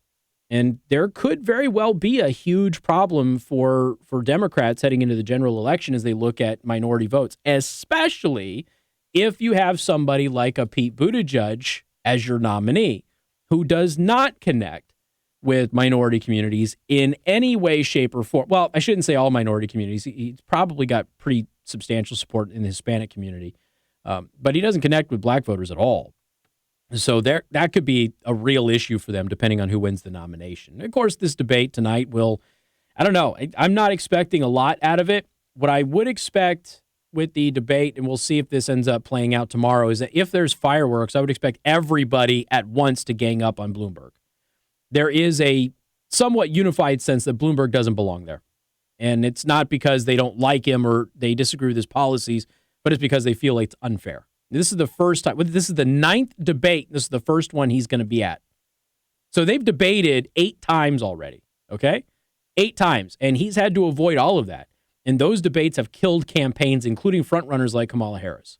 So there is a large sentiment of animosity with the current candidates and Bloomberg trying to buy this thing. And you've seen it a lot with Bernie Sanders. They had a big fight. The Bloomberg and Sanders campaign had a big fight yesterday over heart attacks and medical records and everything else. So Bernie Sanders is obviously not happy about this. So it'll be interesting to see what ends up happening. But I don't expect there to be too many fireworks because everybody has so much baggage right now. This has been a very, very bad week for Pete Buttigieg. Anyway, we got more coming up. News Talk 95.3, Michiana's news channel. This is Michiana's breaking news and weather station. MNC. News Talk 95.3, Michiana's news channel, and 95.3 MNC.com. I'm Tommy Lee, the MNC News Center, and among our top stories this afternoon, officials in Benton Harbor are facing tough questions from citizens who are upset about a body cam and surveillance. Well, that is true. I mean, the LGBTQ community is not happy with Pete Buttigieg either. Stop and a foot chase on December 28th. It ended at a Marathon gas station with Officer Drew Wagner using his taser in what's being called excessive and unnecessary force. That's the claim of an official complaint written by the suspect in question. Public Safety Director Dan McGinnis says the claims are not true. That's really weird. Well, something else that happened today with Pete Buttigieg is he got caught inflating his black support again. So that's another storyline that's out there today. Darren Wright, MNC News. And a unanimous vote has stopped a project that would have created an industrial park in New Carlisle. The town council voted 5-0, tasked St. Joseph County officials to stop the current project, which would convert thousands of acres of farmland. So he got DeBartolo got a pardon. Or IEC. The council requests that no work continue until the project can meet environmental concerns and give the public more of a voice. Residents and community leaders have spoken out against the IEC for months, seeking to protect farmland and water resources. The St. Joseph County Council will have the final say. Caleb Hatch, MNC News. You can find the latest on these stories and more at 953mnc.com. Fox News, I'm Rich Dennison. Former Democratic Illinois Governor Rod Blagojevich today expressing appreciation to President Trump for freeing him from a federal prison Really where he'd been weird. serving a sentence for So this convictions program that I have now corruption. doesn't work when I double click on it, but when I right click and select run with graphics processor and click one of like the default or the one that's installed, it works. Like if I choose either one, it works. Was it a fresh install or are you keeping your files? You know, it's the program that like I had to update Windows for. Oh, okay. So, you didn't reinstall Windows, you just updated it. So this whole, it's weird, but this works. Like, the thing works, it just doesn't work unless I select. I have to right click and select the graphics processor. So Right. if I just double click on it, it doesn't work. Even though it works with my default processor. Right. Okay. Text message. Casey, I think the crime rate the judge was talking about was the ratio between the number of defendants on the street and the number of crimes. Yeah. Your home comfort experts, heating specialists, first warning forecast. I thought I made that pretty clear. I mean, I repeated it several times.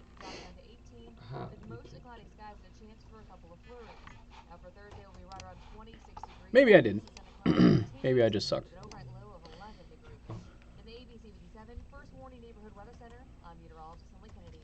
news is protected by ZX Gun, your single source for personal protection. Visit them on 3rd Street in Goshen and check out their full line of quality handguns, shotguns, rifles, accessories, and more. I'm Maria Bartiromo, and this is the Fox Business Report. All Wall Street futures closing higher with the Nasdaq and S&P 500 notching new record highs on easing coronavirus fears and strong economic data. Firefighter buddy of mine just reminded me about that illegal immigrant who hit that firefighter back in 2016. For its 16th record close of the year, the S&P 500 up 16. Shares of Groupon tanking today, down 43%. The all-nine coupon company reported Level 6 felony. earnings and said it planned to shut down part of its business that sells merchandise and detailed plans for a reverse stock split. And shares of Garmin rising close to 7% after the maker of GPS and fitness devices reported quarterly earnings and revenue beating Wall Street estimates. Its stock hitting a 10-year high. That's your Fox Business Report. Campaign officials tell NBC News that Mike Bloomberg will not stand on a box during tonight's debate. But no, here's the thing, okay? They should not even acknowledge that President Trump even brought that up. Because what he has done is he has now gotten them to make it seem like Mike Bloomberg is self-conscious of his height, which he may or may not be. I don't know. But they've gotten Bloomberg, Trump has gotten Bloomberg's camp and the press to constantly talk about how short he is. He rope-a-doped him again.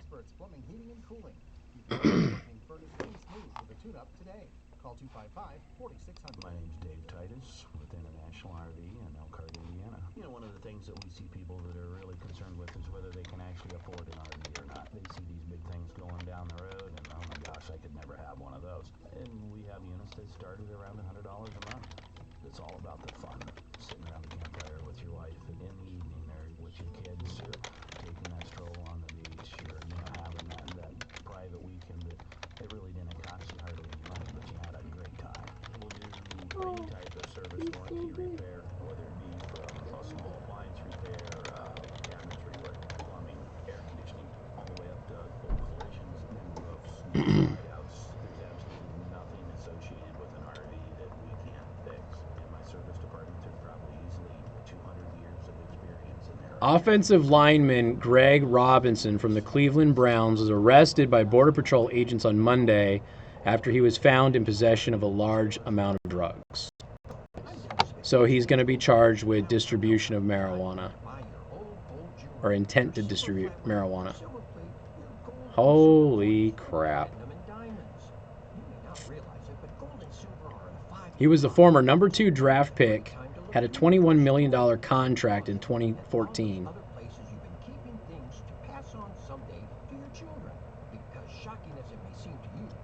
Dang.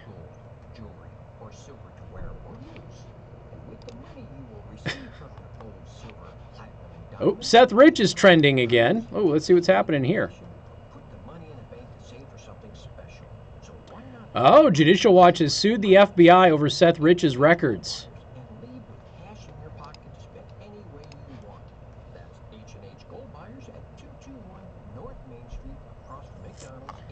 All right, we'll see what happens with that.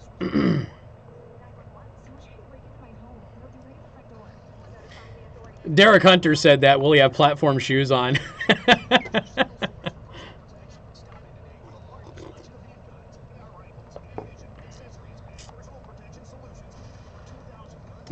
No, I haven't used the card yet. Haven't used the card yet, Daniel.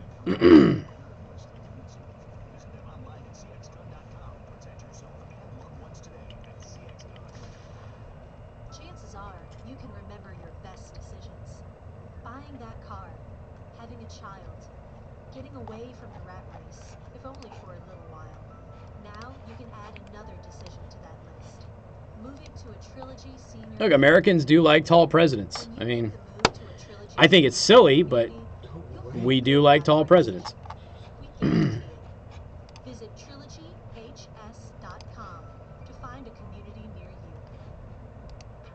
All right, here we go. The first step to the final phase, industrial and commercial electrical done right. This is Casey Hendrickson. And good afternoon. Thank you for tuning in. News Talk 95.3, Michiana's news channel. I am your host, Casey Hendrickson. Real quick update. Judicial Watch has filed a lawsuit against the FBI, and they want the Seth Rich records. So this is a FOIA request. We'll see. We'll see what ends up happening with that. Well, this is related to a FOIA request, so they've now sued. Yeah, the Seth Rich situation is still unsolved, very controversial. The official story is obviously false. And Seth Rich is rumored to possibly be the person who leaked the DNC emails to WikiLeaks, although that's never been fully established. There is certainly some weirdness surrounding that particular case. So we'll see what ends up happening with Judicial Watch. Now, this is not going to be anything that happens quickly. It will take some time for it to develop, but I just wanted to make you aware because that is breaking news now. All right, I want to thank R&B Car Company. Locations in South Bend and Warsaw. R&B Car Company are your used car experts. And a little bit earlier, although for some reason my site is not loading here. A little bit earlier, I posted an article from the New York Post. And I said it took entirely too long, but a national media outlet is finally asking us, meaning people in South Bend, about Pete Buttigieg, and it happens to be the New York Post. So they wrote an article. It is written by Reuven Fenton and Bruce Golding, why South Bend residents are warning America about Pete Buttigieg. When residents of the city's impoverished west side reflect on Pete Buttigieg's 2 terms as mayor, a few things come to mind. A spike in violent crime, development that largely ignored the African-American community, and now their only well-lit street is the one that leads to the University of Notre Dame. So how, they wonder, can Buttigieg possibly be trusted to run the country? See, this is something else that outsiders don't understand. And for those of you who are outsiders listening to this program, first of all, I've been saying this for, over a year now. When will the national media come to town and actually speak to people here? And they don't. They just don't. They come to town and they talk to Pete. They don't even talk to the local television stations, the local newspaper reporters. They certainly have never contacted me. There's a few national shows that have kind of brought me on to talk about this. Kilmeade, Fox and Friends, Larson, that sort of stuff. But as most of your traditional media sources have ignored getting the opinions of people in South Bend. Okay.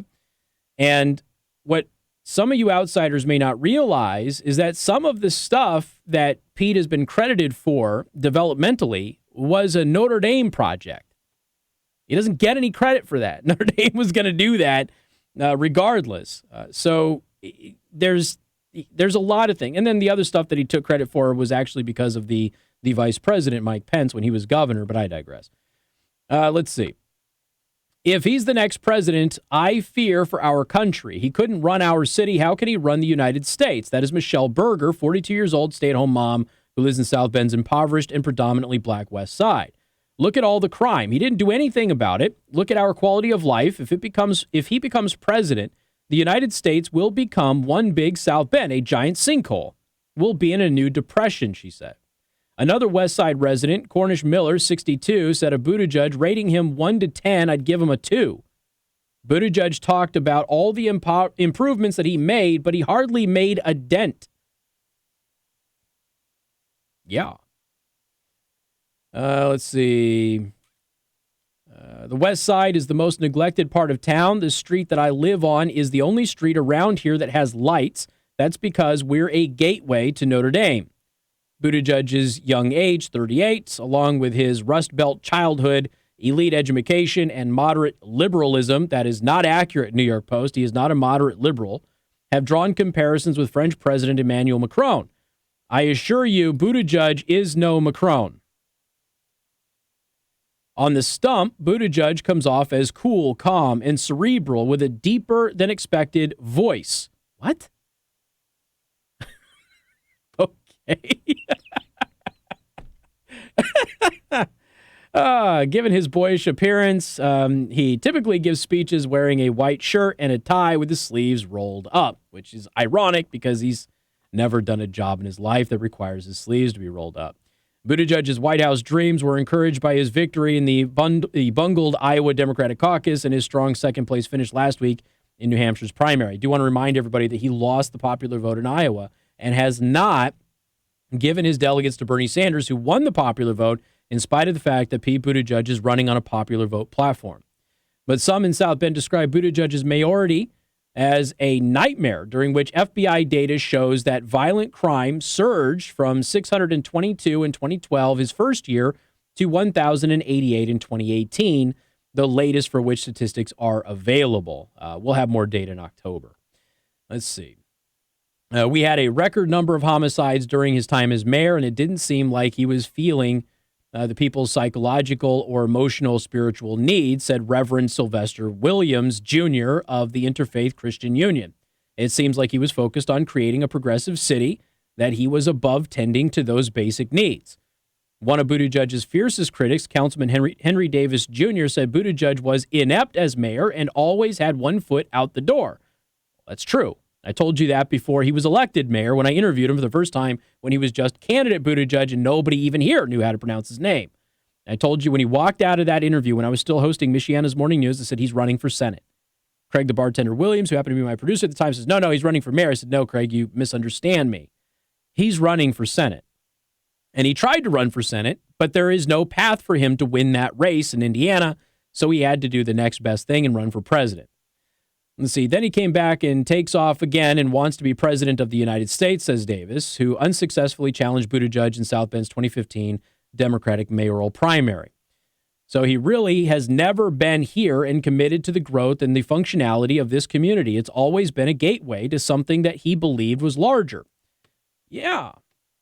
Now, there's a lot more to this, and I could read you the entire thing. It is a long article, but can I just take a moment here? I just want to back away from the microphone just somewhat and just... The New York Post finally came to town and started talking to people. Buttigieg has been a candidate for more than a year.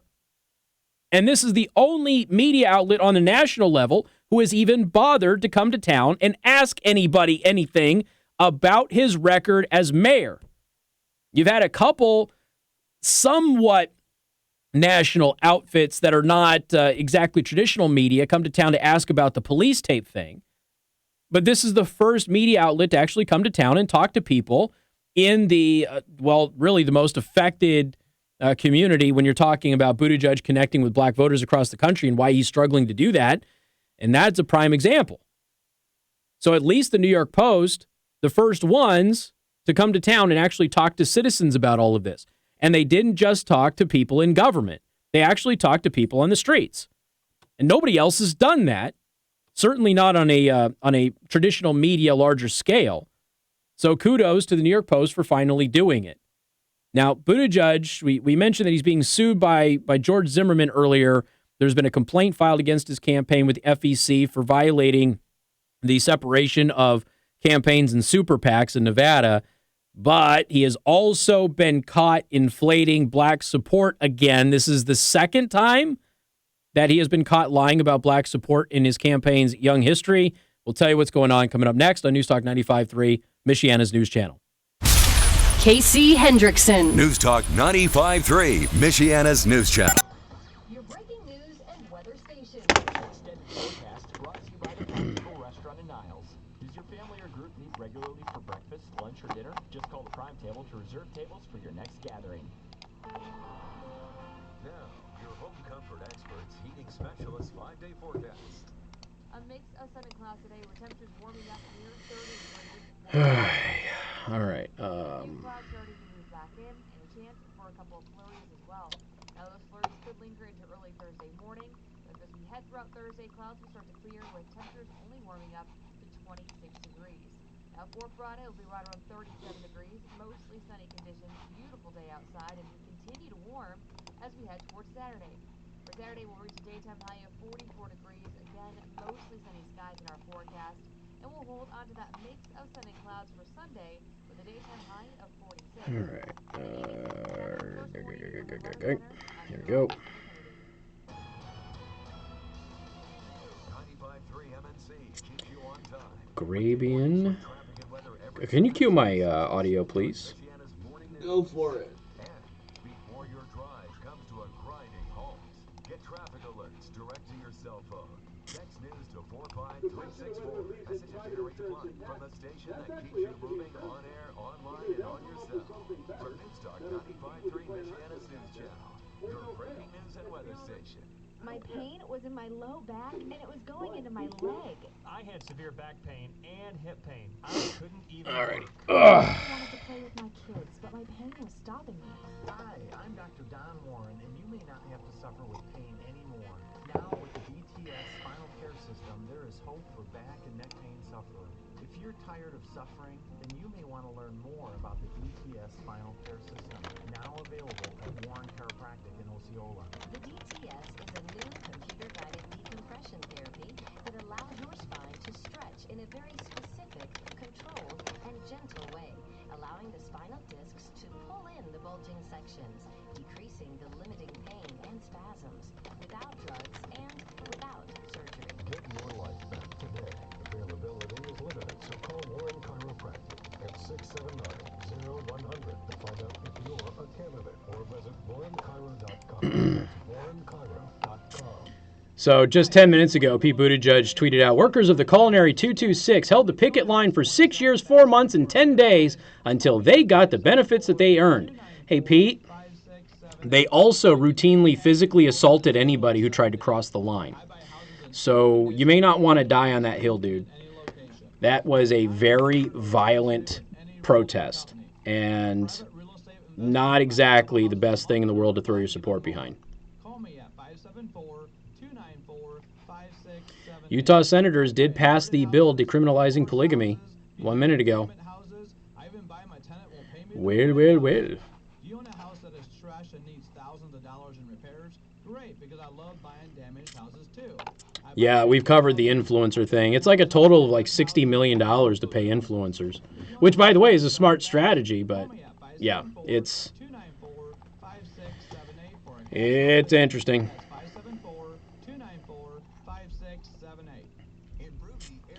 Yeah, a lot of people outside of Vegas have no idea about the Culinary Union, and my mom, right there, she was initially a part of that.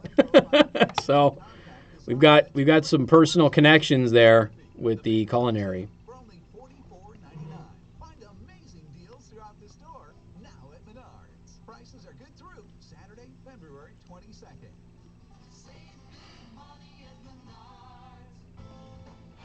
95.3 MNC, securing your financial future each and every Saturday morning with Wise Money with Korhorn Financial Group. Financial advisors Kevin Korhorn, Mike Bernard, and Josh Gregory are here to talk about the latest money news and how it affects your pocketbook, savings account. The most startling and scary thing about the article was the voter turnout when he won both terms for mayor.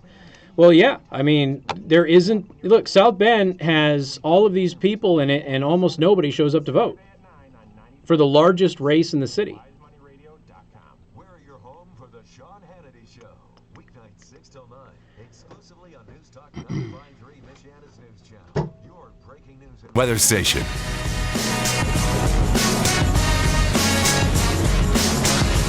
And good afternoon. Thank you for tuning in. News Talk 95.3, Michiana's News Channel. I am your host, Casey Hendrickson. Listener texted me and said the eastbound 94 just past State Road 49 standstill. There's an accident there with police on scene.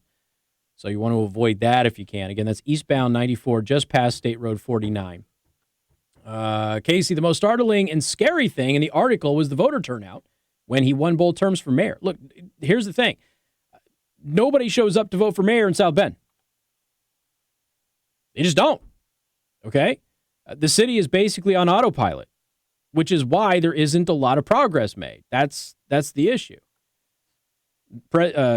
Not President, Pete Buttigieg just tweeted out a few minutes ago his support for the Culinary Union in Nevada because he's obviously seeking union support, and he talked about their 6-year plus boycott. What he didn't mention, and he probably doesn't know, to be fair, was that the Culinary Union was routinely physically assaulting people who tried to cross the picket line. So it's not exactly a hill you want to die on. If you are, look, the union is very powerful in Nevada. The culinary union is very, very powerful in Nevada. But your average citizenry there are not exactly thrilled with the culinary union. So when you run around and you're like, oh, the culinary union is amazing and awesome, there's a large chunk of people that are going to be turned off by that because of the violent history of the culinary union. But they are very powerful and influential, so he's got a pander, I guess. I want to play you some audio here. Pete Buttigieg was asked about the millions and millions and millions of Americans who would lose their preferred private insurance plan with his Medicare for All scam. And he was asked about this, and this is what Pete Buttigieg said. The question of whether it leaves private insurance intact, that's actually up to the insurance companies. Either they'll come up with something better that'll compete with the plan I'm putting out there, or they'll fail. And to be honest, I don't care. Okay. You don't care if people lose the insurance that they like. Cool. Run on that. See how that works out for you. He also attacked Christian Trump supporters once again, says that, supporting Trump is like a violation of their faith and scripture and all of that stuff. So this is the same guy that just a couple of days ago tweeted that we have to stop dividing people and we have to learn to come together. And you can't do that if you keep saying everybody who voted for Trump is at best excusing racism and every evangelical who voted for Trump is violating their own faith. You can't run around and say that while trying to say that we need to bring people together. It's not how it works. But he's also been busted exaggerating his black support again. And this is the second time. Remember, previously, he had run around and said that he had a bunch of support from all of these black leaders. And then they started one by one going public and going, I didn't support his campaign. I'm not an endorser of Pete Buttigieg. Why is he saying that I endorsed it? And remember what Buttigieg's campaign's official position was? Well, we didn't get any word from them that they didn't support him, and therefore we put out on the letterhead that they did support him because they didn't tell us that they didn't. Yeah, but they didn't tell you that they did. Democratic presidential candidate Pete Buttigieg, former mayor of South Bend, Indiana, has once again been caught exaggerating his support from a black leader or celebrity as he desperately tries to prove that he can put together a diverse coalition of support. He failed numerous polls to get even one black person to choose him as their top candidate, and he had to walk back a claim that he had received the endorsement of actor and comedian Keegan-Michael Key.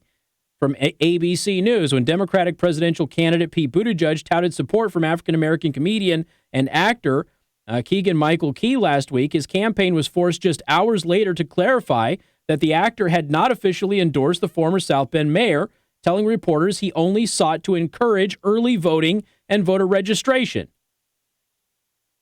Which, of course, is the second time that he has had to do this with his campaign. So Pete Buttigieg, once again, doing the whole fake it until you make it thing. It'll be interesting to see if it, look, I don't expect the moderators to do their job tonight, but it will be interesting to see if one of the moderators at the debate tonight looks at him and goes, hey, why do you keep lying about how much black support you have? Maybe at some point in time you should stop doing that.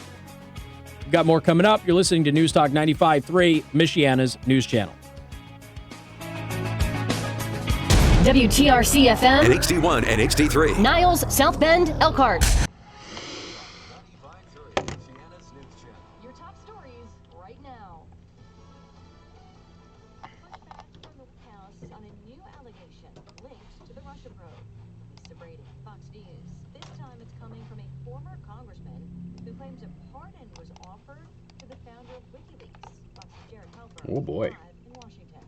But Julian Assange's legal team plans to claim he was offered a pardon by the Trump administration in exchange for agreeing to say Russia was not involved in leaking emails from the Democratic National Committee. Assange is fighting extradition to the U.S. At a hearing in London, a lawyer for Assange said former Congressman Dana Rohrabacher made that pardon offer on instructions from President Trump in 2017. White House Press Secretary Stephanie Grisham calls that claim a complete fabrication and a total lie.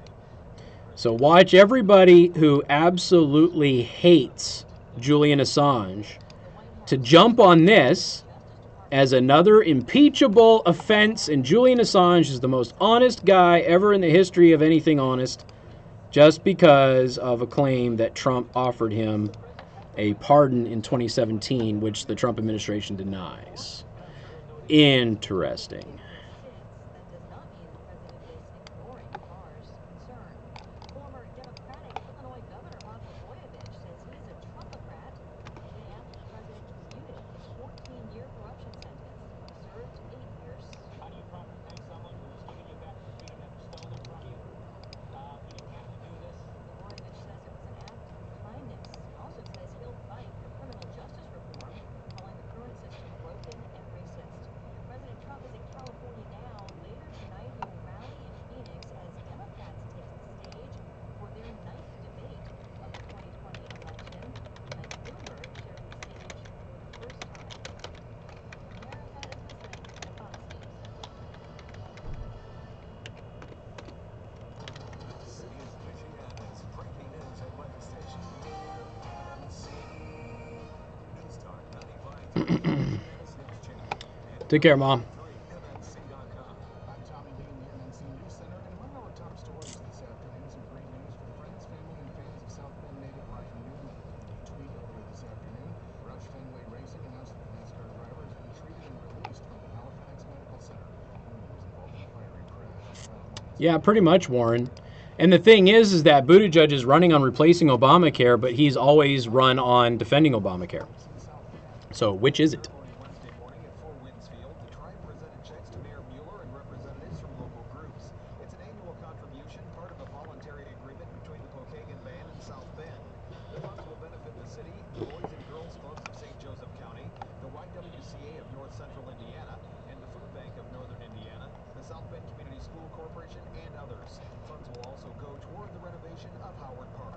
Brian Davis, MNC News. And our local Boy Scouts of America councils are reassuring the families of their members that they are continuing business as usual. This in the wake of a national bankruptcy filing by the BSA. Local councils say they are legally separate and financially independent from the national organization. The filing has not impacted local operations or activities. WSBT reports that all of the funding and revenue for the LaSalle Council is local and stays local. The national organization has filed for Chapter 11 bankruptcy in the wake of financial troubles brought about by lawsuits involving alleged abuse of scouts. Caleb Hatch, MNC News. Find these stories and more online at 953mnc.com. Weather served up by the Prime Table at Niles. Try the classic pork chop dinner for two. Includes salad, potato, and a delightful dessert. Available today at the Prime Table in Niles.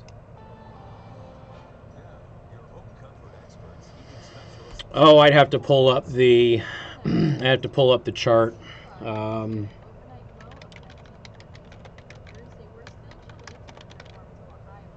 Hold on a sec.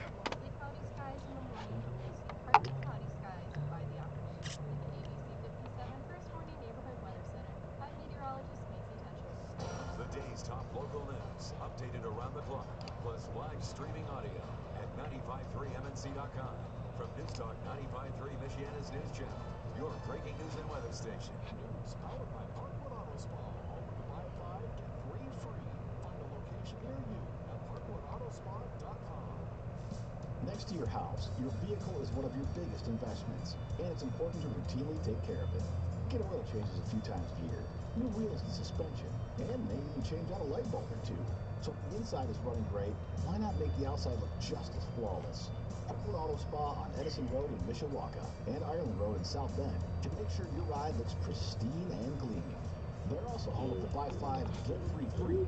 For every 5 washes you buy, you'll receive 3 free. So whether you, your spouse's, or your kid's vehicle needs a wash, there's plenty to go around. Or for only $15.95 a month, Yeah, I don't know. I'm not going to have enough time to pull up how many are looking for re-election right now, I don't think. vehicle on the road. Parkwood Auto Spa also lets you control your wash. Pull up in the bay and get it run by hand, or drive through their automatic wash. Because there's a lot of retirements and stuff that are happening right now, too. And online at parkwoodautospot.com. I can tell you that Republicans need to pick up 20 seats. That much I can tell you. The copperhead snake. It hisses before attacking. But that's not a copperhead. That's the Sullivan's RV freshwater tank overflowing into their black one, which is backing into their vent pipe, making for a very different kind of attack. Oh, yeah. That didn't take long, did it? One that arrives just in time for taco night. It's wild out there. When it gets too wild, Progressive has your RV covered. Quote today at Progressive.com. Progressive Casualty Insurance Company and Affiliates. Finding great candidates to hire can be like, well, trying to find a needle in a haystack, but not with ZipRecruiter. It's powerful technology. Yeah, Bloomberg is spending a ton of money. Tons. Other companies might deliver a lot of hay. ZipRecruiter finds you the needle in the haystack. See why 4 out of 5 employers who post a job on ZipRecruiter get a quality candidate within the first day. Try ZipRecruiter for free at ZipRecruiter.com/free. That's ZipRecruiter.com/free. From the Final Phase Electric Studios, from the first step to the final phase, industrial and commercial electrical done right. This is Casey Hendrickson on News Talk 95.3, Michiana's news channel, your breaking news and weather station. Good afternoon. Thank you for tuning in. News Talk 95.3, Michiana's news channel. I am your host, Casey Hendrickson. And, of course, you heard the allegation that Trump offered a pardon to Julian Assange. And everybody who thinks that Julian Assange is a criminal and a liar now all of a sudden says that he is the most honest man ever and that this is an impeachable offense, which, of course, the Trump administration denies. So it does not take long. That is for sure. All right. So I've got a couple of stories about studies here that we are going to get to in just a second. But first, I got to tell you about R&B Car Company. Locations in South Bend and Warsaw. R&B Car Company are your used car experts. You can find them online at rbcarcompany.com. So the American Heart Association has their own journal, and they are retracting a study that implied that e-cigarettes cause heart attacks before people use them. It's almost like all of the negative research on this is politically motivated or something. 8 months after the Journal of the American Heart Association published a study implying that e-cigarettes magically cause heart attacks before people even try them, it has retracted the article. The editors are concerned that the study's conclusion is unreliable. Yeah. Here's the thing. All of the studies that say that e-cigarettes cause harm, their conclusions are unreliable. Every single one of them. There aren't that many, by the way. They've all been ripped apart by the scientific community, which is why they should not be used as a basis for policy, and yet they are. Based on data from the Population Assessment of Tobacco and Health, Dharma, Bata, and Santon Glantz claim to find that e-cigarette use is an independent risk factor for having had a myocardial infarction. Glantz, a longtime anti-smoking activist and e-cigarette opponent who directs the Center for Tobacco Research Control and Education at the University of California, San Francisco, said that the results provided, quote, more evidence that e-cigs cause heart attacks.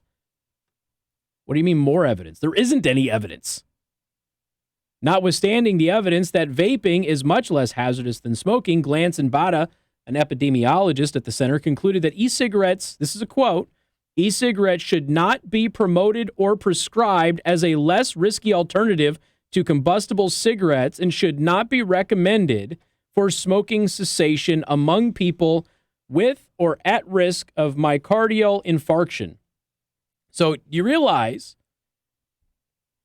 they drew a fake conclusion here and then told everybody that if you might be at risk of any kind of a heart episode, nobody should promote e-cigarettes to you. You should continue smoking your normal cigarette or find a different method, which, of course, e-cigarettes are twice as effective at getting people to quit smoking as the next best option.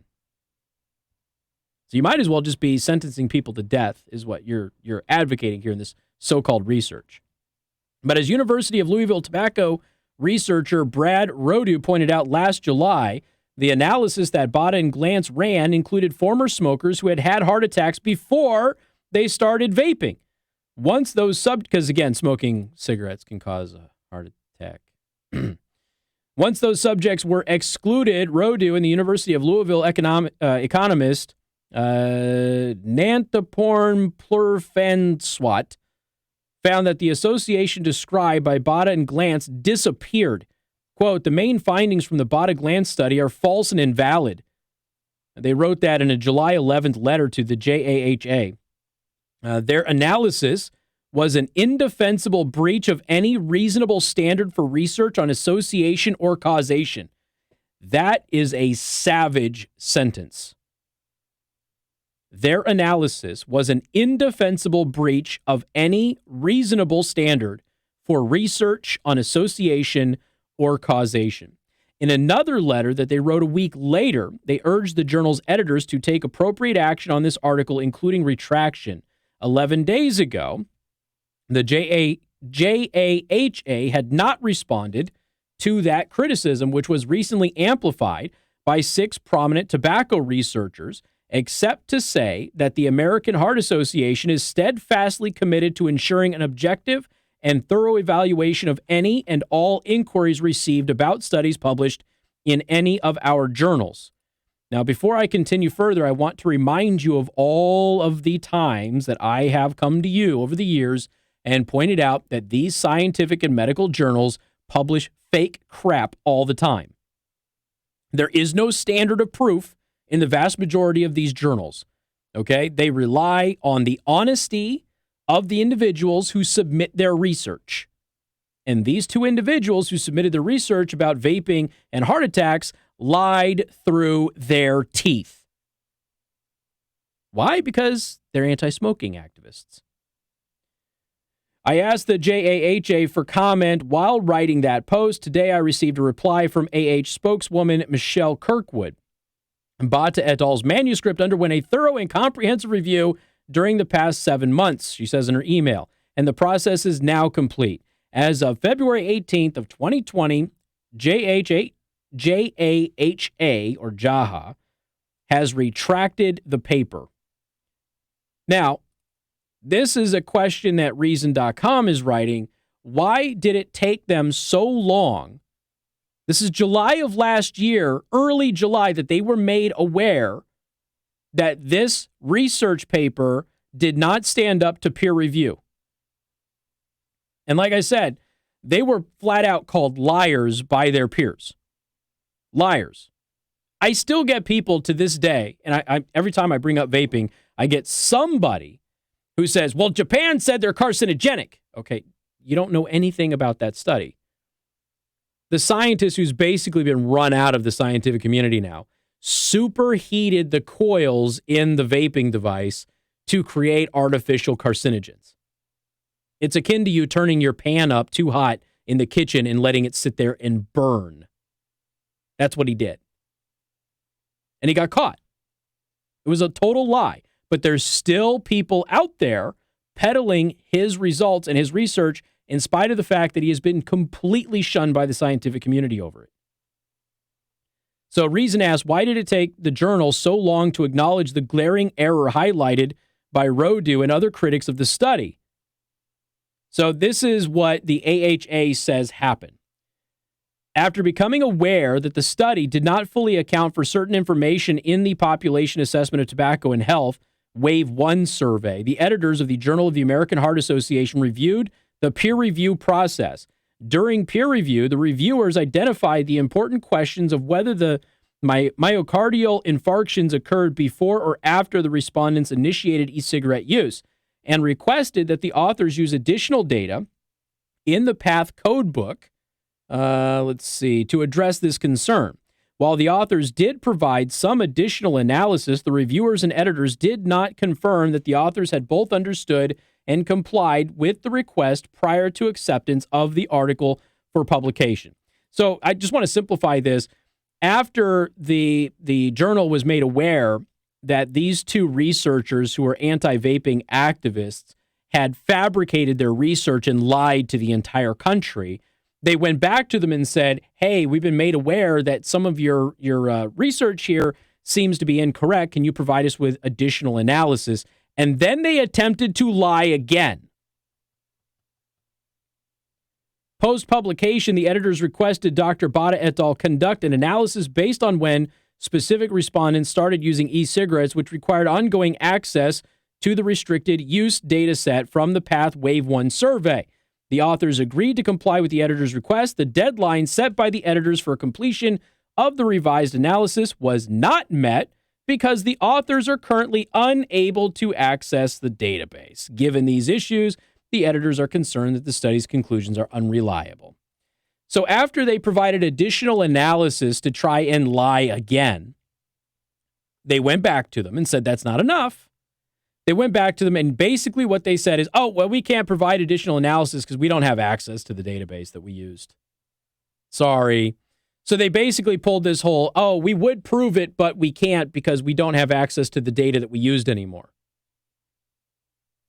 So they basically just put their hands up and gave up and quit and allowed the truth to come out. And the truth was that they lied to everybody about vaping causing heart attacks, and they got busted. And unfortunately, this is commonplace in a lot of scientific research in the United States right now. We've got more coming up. Newstalk 95.3, Michiana's news channel. Keeping you connected with breaking news on the radio at 95.3 FM and online at 953mnc.com. Casey Hendrickson. Newstalk 95.3, Michiana's news channel. Your breaking news and weather station. Weather sponsored by the Prime Table Kids. It's cold outside. Coming for a homemade soup and hot chocolate with whipped cream. Now, your home comfort experts, heating specialists 5-day forecast. A mostly quiet end to the week with plenty of sunshine. For Thursday, we're still chilly at 25 degrees, partly cloudy by the afternoon. On Friday, temperatures warm to 35 degrees, mostly sunny through the day.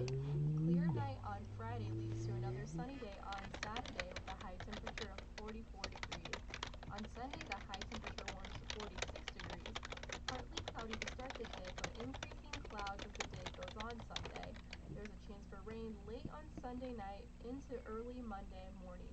The high temperature on Monday is 43, will be cloudy on Monday and could see a chance for rain linger throughout the day. In the ABC 57 First Warning Neighborhood Weather Center, I'm meteorologist Maisie Petrick.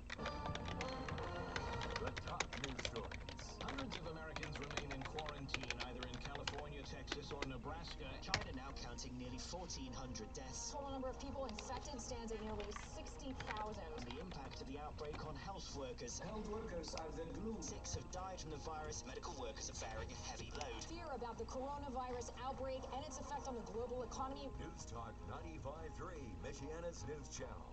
Your breaking news and weather station. Remember when you brought your car into that Thinking about starting vaping just to see what the big deal is. That's funny. Well, if we ever run into each other, I'll bring a spare mouthpiece and you can try some CBD. Save you money in retirement too.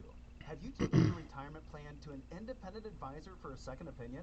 Howard Bailey has helped over 1,000 families craft their retirement roadmap with meaning and purpose so they could spend more time doing the things they love and less time worrying about their financial security. Call 866-482. Oh, without a doubt, the best way to quit is just to quit. Unfortunately, there's a low success rate. So, cold turkey is the healthiest way for you to quit, without a doubt.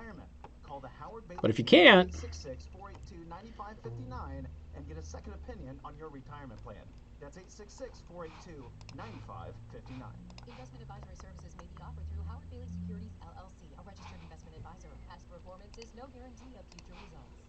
Attention men and women, if you're one of the millions that suffer from discomfort with your knee, back, or shoulder, and it's becoming harder to enjoy simple things like working out or just going for a walk, please listen carefully. My name is Donna Taylor, founder of CBD Labs. And here's my story. I was suffering with so much physical discomfort that I had to do something about it. With CBD products popping up everywhere, how do you know which product to use? I was determined to create the most powerful CBD product available from the hemp plant that contains no THC, and we did. CBD Labs is the highest concentrate full-spectrum CBD tested in FDA labs. It goes to work in just minutes, and we guarantee it. Call now and find out how to get a free bottle of CBD Labs and get our ebook on everything and anything CBD as your free gift. To get your free bottle of CBD Labs CBD oil, call 800-60. oh, I forgot to tell you all, I finally played my Modern Warfare on my laptop. I'm playing on Shipment, which is a map that I know in and out. And I'm just playing with bots. not even on mixed or veteran, just on normal, and I'm getting my ass kicked. Because I cannot play a first-person shooter with a damn keyboard and mouse anymore. You have to understand something. I was a tournament competitive Counter-Strike player. I can't shoot a damn thing. My best match was like 11-2. So you need to hook up a controller. Or just start grinding on I might. I came very close. I was at GameStop the other day and I saw like a $130 controller that you can, which is way steep, way steep. Like $40. I know. I saw it. Like 25. I know. I saw it, but it was interesting. I'm like, why is this worth that much? So, and apparently you can move around the. Oh, that one? Yeah. So that'd be good for you because you play PS4. Right. So if I get an Xbox type controller, which is what most of the PC ones are, there's going to be a learning curve anyway. So. Even though it's more comfortable. I agree. The Xbox controller is more comfortable in your hand, 100%. I agree with that.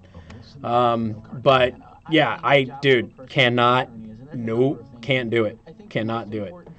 So that's my next thing. I did get progressively better, but there's no way I can hop online and play with anybody. No way. I'm going to get my ass kicked. So the next step is to get a controller and run the controller and see how that works. So, yeah. So bad. Give advice based on not just the law, but all the things we've seen in our practice. And that's part of what I really try and do is sit down and face-to-face talk to my clients about this is what you need to do to help you through this process. Wilson Law Offices in Elkhart. No gimmicks, no catchphrases, just exceptional legal representation. Scuff Impact. For more information, those look neat. That's 100. Is that the one that I looked at? Maybe. I wonder if that's the one that they had there because it's that's starting at $149.95. Check out Elkhart Betting. At Elkhart Betting, we don't have. I do dig those paddle controls on the back. We don't need to. Those are nice. Eliminating the middleman. Elkhart Betting sells quality two-sided quilted and pillow top sleep sets. I like the. Oh, that's a pretty nice controller. National brand costs. Get the most bet for your money. And I can use it for PS4. Find out more at elkhartbetting.com. Michiana's morning news is on I'm going to save that. Thanks for the suggestion.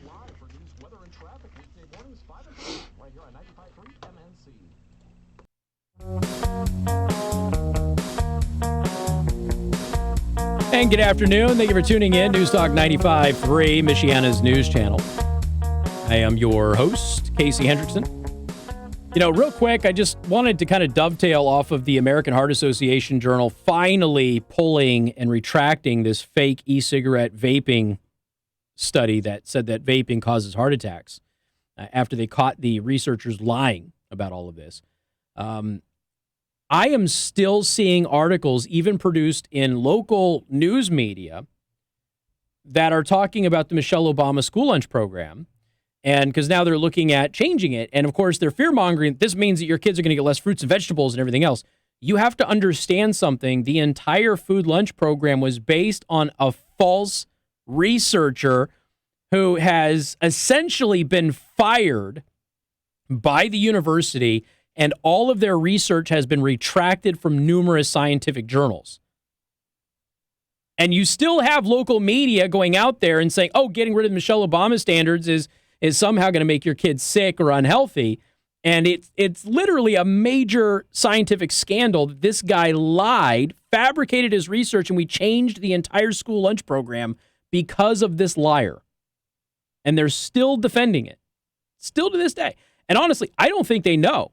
I really don't. I think that they are just completely and utterly clueless about the entire thing, and they have no idea that that research was faked and was retracted. So the other thing that I have is school vouchers. Of course, anytime you have election time around, you've got discussions about education and what is going to happen with school choice. Of course, President Trump is expanding school choice and is talking about school choice quite a bit. We did catch a couple of charter schools apparently misappropriating funds in Indiana. The good thing about that is when a charter school misappropriates funds, you can punish them and discipline them. When a public school does, you don't do anything. So now there is a new study which comes back. This is out of Florida. The paper looks at what happened as Florida expanded a scholarship program that helps kids attend private schools. Let's see. Vouchers are funded by corporations that are then reimbursed dollar for dollar via tax credits, a mechanism that National Review says that they're not a fan of. But regardless, the program awarded only about 15,000 scholarships annually, but the number broke six figures, amounting to about 4% of all students in the 2017-2018 school year. So the bottom line is, as the program expanded, students attending the public schools most subject to competition from private schools saw their test scores, absenteeism, and suspension rates improve, and it was especially true for low-income kids.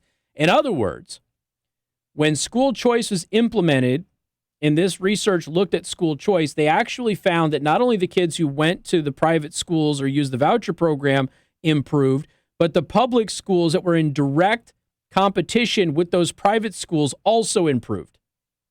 So it made everybody better. Everybody. So that there's that research that's out there.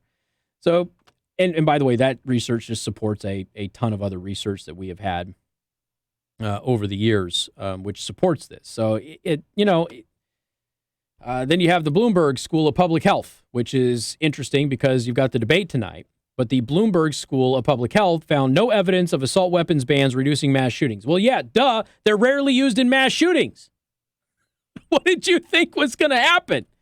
A new study from Johns Hopkins Bloomberg School of Public Health has found that there is no evidence that an assault weapons ban would have any impact on the incidence of fatal mass shootings. Again, because they're almost never used in mass shootings. We are talking about annually with all rifles, hunting rifles, bolt-action rifles, for you layman's out there, rifles that only fire one time before you have to reload. All of them lumped into one category kill just over 200 people a year.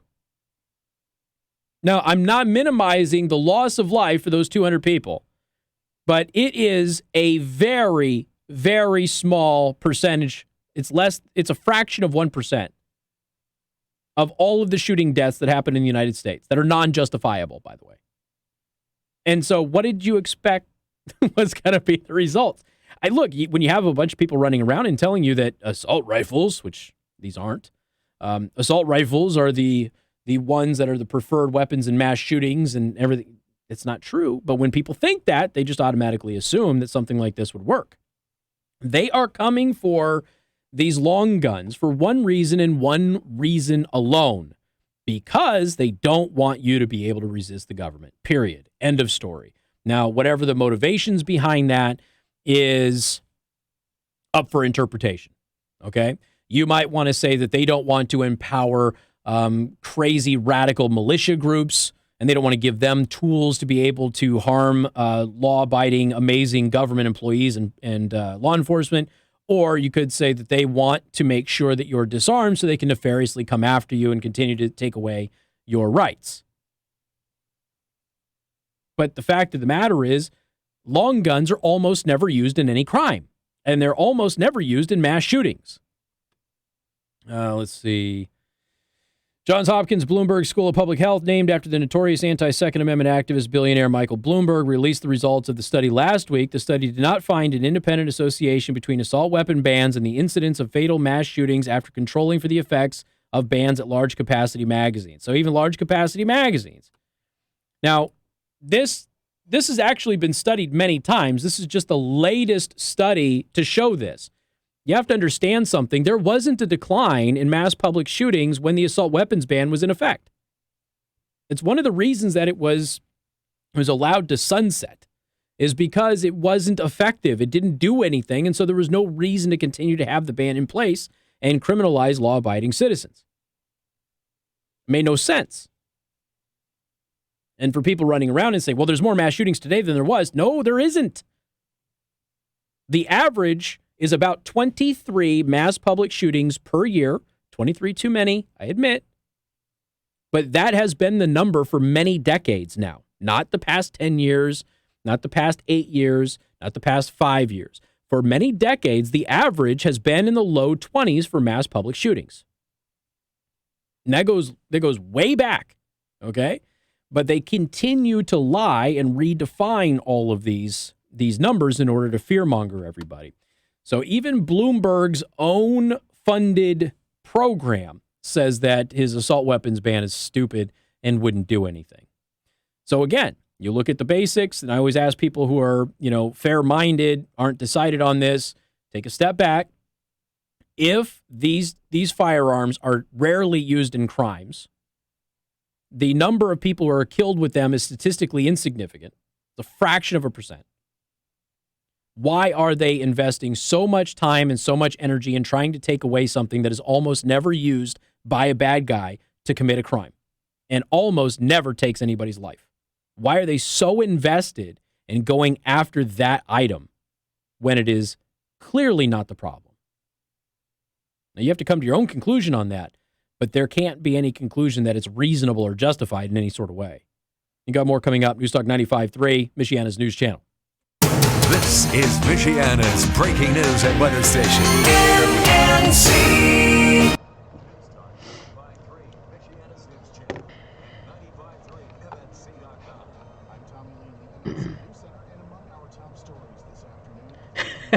Midwest Gun Exchange ran a sale here recently, yeah, so they do get busy.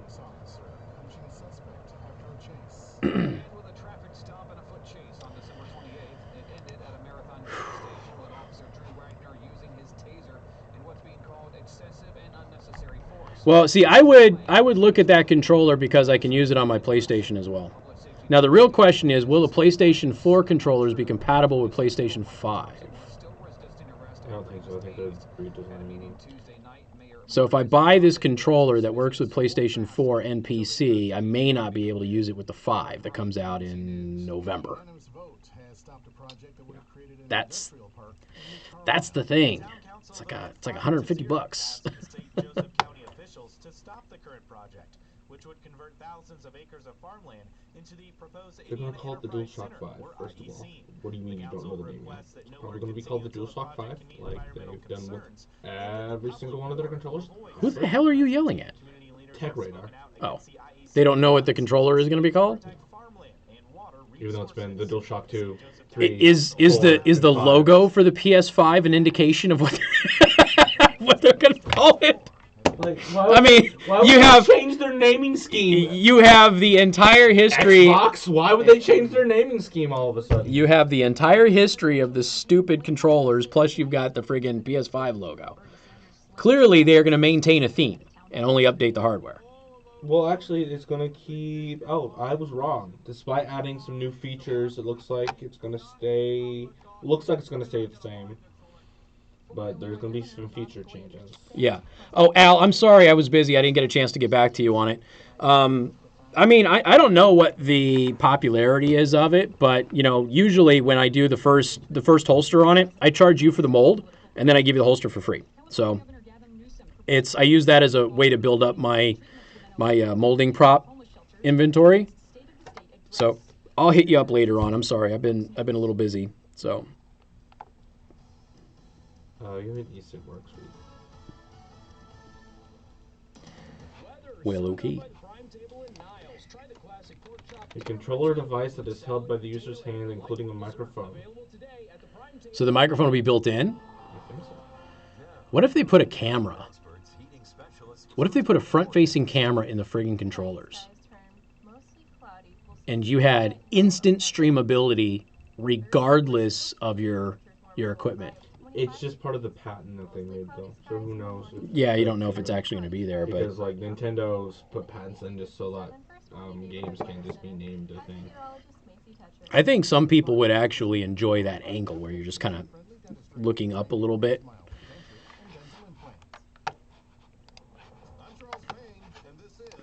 Then they can't sell you the camera, though. Yeah, it looks like it's going to be relatively the same. But electronically, it's probably going to be different. Yeah, it'll be... Do we even have what it looks like yet? It looks like a PlayStation controller. It's going to have buttons on... No, it's not going to be compatible because there's going to be buttons on the back, on the bottom.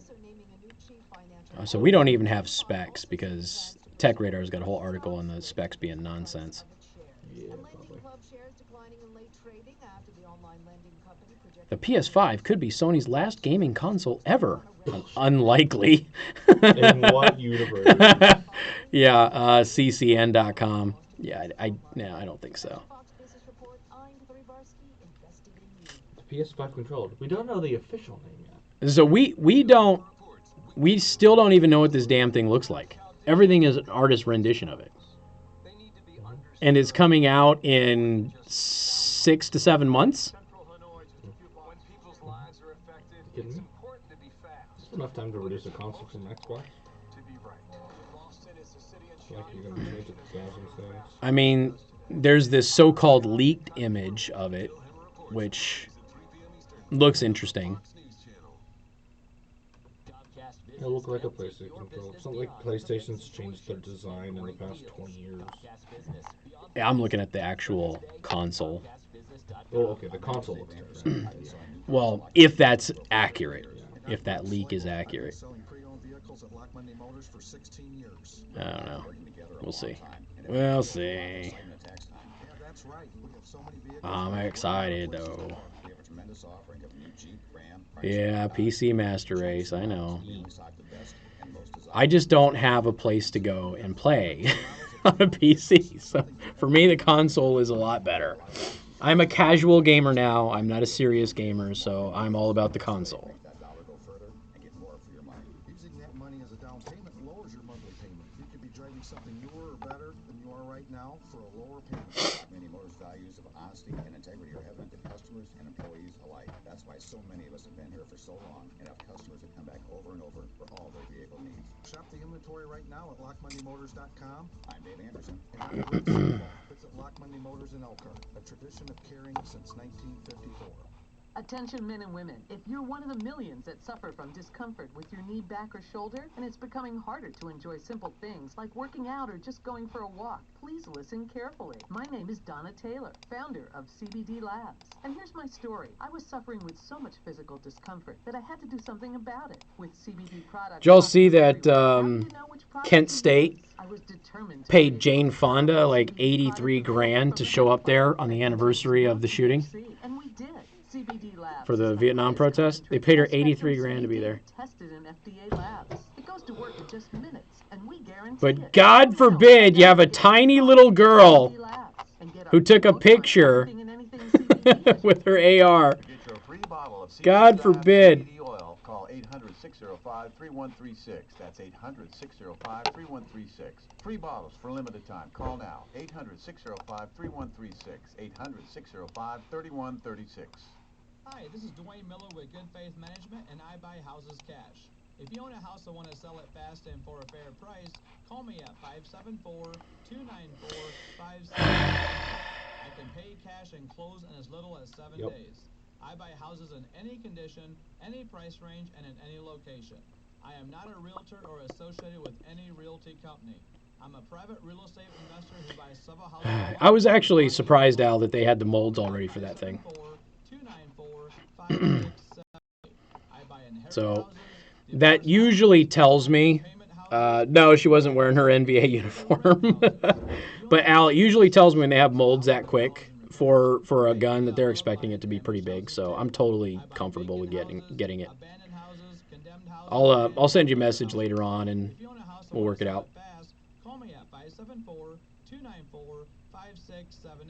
What I have to do is I have to build up an inventory of holsters. That's what I have to do because I don't have a lot of inventory of holsters. Yep. Step to the final phase. Industrial and commercial electrical done right. This is Casey Hendrickson. Good afternoon. Thank you for tuning in. Newstalk 95.3, Michiana's news channel. Once again, I am your host, Casey Hendrickson. Got to tell you about Naturals CBD lotion. You can get the individual packs or you can get the 3-pack, and 3-pack has an additional discount, so it's cheaper than buying 3 separately at allnaturalcbd.org. Of course, you get an additional discount by using my promo code, which is KC10 on the website. This is full spectrum CBD lotion, and it is a lotion. It's not a cream or an oil, okay? This is a lotion, so it will soothe and moisturize your skin, and it will be absorbed rapidly, which is why the natural CBD lotion works so quickly. It works within a matter of minutes, and I'm talking like 3 to 5 minutes. It's that quick. This is an amazing product. It works well. We have listened to at least dozens of our listeners who have written me or come on the show and explained how great the product is. I have received tons more support. Thousands of people have bought this product, and it is effective. And here's the thing. People go back and they buy more. In fact, I've got relatives right now sending me messages saying, we need more bottles of this. So that's going to be shipping out here soon, okay? People love the Naturals CBD lotion. You can get it in lavender, which is a natural lavender, not artificial, or you can get it in unscented. It comes in either 250 milligrams, 500 milligrams, or 1,000 milligrams, which is the new release, and that is the concentrate. So you get more full-spectrum CBD, you get a larger bottle, and it costs a fraction of the price of its nearest competitors. Go to allnaturalcbd.org, use promo code KC10 to save 10%. You can also use that promo code and get this at any local eSigWorks location. Doesn't matter if it's in Michigan or in Indiana. Again, go to allnaturalcbd.org, promo code KC10. New York Post yesterday had an article, and a listener sent this to me yesterday during the show. A man has been charged with kidnapping a woman and forcing her to watch Roots so that she could, quote, understand her racism. Obviously, she is white. He is not. And yeah, there's that. Robert Lee Noy, 52, was arrested for allegedly kidnapping a woman and forcing her to watch the landmark 1977 miniseries Roots, which has some historical issues with it, but I digress. And he's been accused of abducting an unnamed woman of unspecified race, then holding her captive at a residence and making her watch this so she could better understand her racism, according to the criminal complaint. I like how they're not saying what her race is. Gee, I wonder what her race could possibly be. We've got more coming up. News Talk 95.3, Michiana's news channel. Casey Hendrickson. News Talk 95.3, Michiana's news channel. Your breaking news and weather station. Sponsored by the Prime Table Kids. It's cold outside. Come in for a homemade soup and hot chocolate with whipped cream. Now, your home comfort experts, heating specialists, 5-day forecast. A mostly quiet end to the week with plenty of sunshine. For Thursday, we're still chilly at 25 degrees, partly cloudy by the afternoon. On Friday, temperatures warm to 35 degrees, mostly sunny through the day. A clear night on Friday leads to another sunny day on Saturday with a high temperature of 44 degrees. On Sunday, temperature warms to 46 degrees. Partly cloudy to start the day, but increasing clouds as the day goes on Sunday. There's a chance for rain late on Sunday night into early Monday morning. The high temperature on Monday is 43. It'll be cloudy on Monday and could see a chance for rain later. Nobody should be a fan of Annoyed Jane. I just saw that, William. Steven Spielberg's daughter has come out as a porn star. Did you see that? I just saw that. The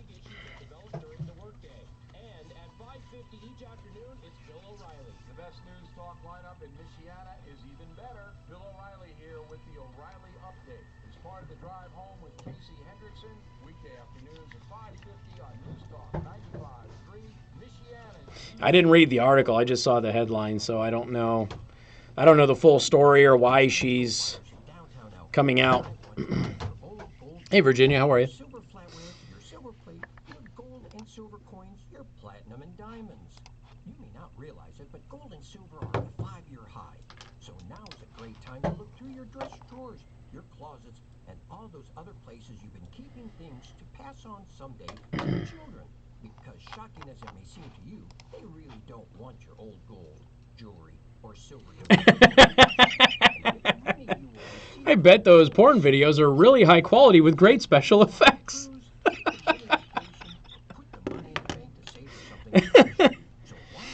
Oh, boy. Unused items to H&H Gold Buyers and leave with cash in your pocket to spend any way you want. That's H&H Gold Buyers at 221. The funny thing about that Greg the Hammer Valentine post about female PE teachers is I had a female PE teacher look just like him. Like, for real. So, I don't remember if we called her the Hammer. You've been having trouble with your teeth for years. You've been wanting to do something about it, but but you have lots of questions and you're afraid. At Aptent, we believe in patient-friendly dentistry. That means we're here to really listen to what you have to say. We'll help you make good decisions based on your individual needs and help you financially to attain your dental goals. If dentures are in your future, Yeah, I saw that. No, I'm not even going to dignify Clyburn with an answer on that at this point. Maybe I will later in the week, but it's what an asinine thing to say. your dentures will be placed at the same time. You won't be without teeth even for one day. Yeah, no kidding. Life-changing experience. Google about ready to crash.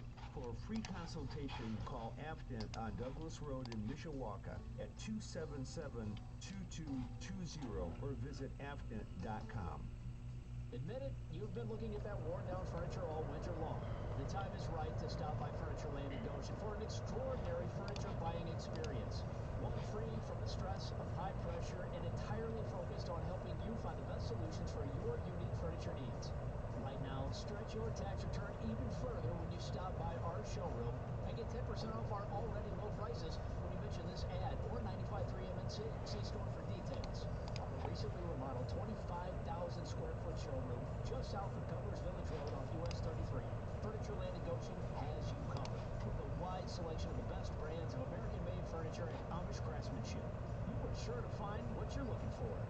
Our hassle-free service and amazing selection of living room, bedroom, and dining room furniture will make you happy if you've ever shopped on Grape Road.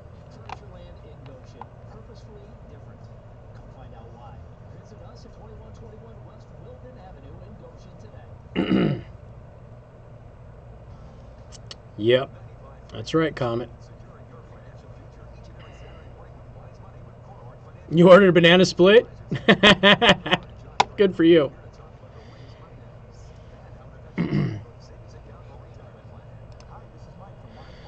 Ay.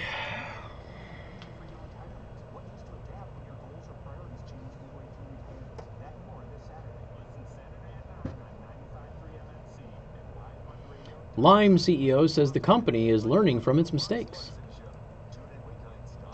Sure you are. I just saw a Lime bike thrown in the middle of the friggin' street today. What else is new? I know. It's like... Hey, good afternoon. Thank you for tuning in. News Talk 95.3, Michiana's news channel. I am your host, Casey Hendrickson. Don't forget, you can follow me online on Facebook, on YouTube, on Twitch, on Parler at Casey the Host, on Twitter, on Instagram at Casey the Host, or at ASD Knives. You want to follow the knife company. On Twitter, though, the new verified Twitter is at Real Casey H. It's the only one that is different. Okay.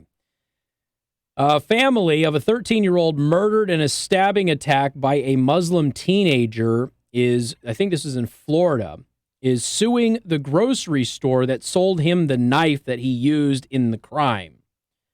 Corey Johnson attacked Giovanni Alexander Sierra and others in 2018 in a horrifying attack. Johnson, who had converted to Islam prior to the attack, had been under investigation by the FBI because he was viewing radicalization propaganda online, including beheading videos. So once again, we have a known assailant. But now the family is suing the Publix store for selling the knife to him just hours before he killed Sierra. Apparently, it's illegal to sell weapons to anybody under the age of 18 in Florida, and they are counting that. It'll be interesting to see how they argue against that case. Thank you so much for tuning in today. We'll see you tomorrow. It's now time for the O'Reilly Update.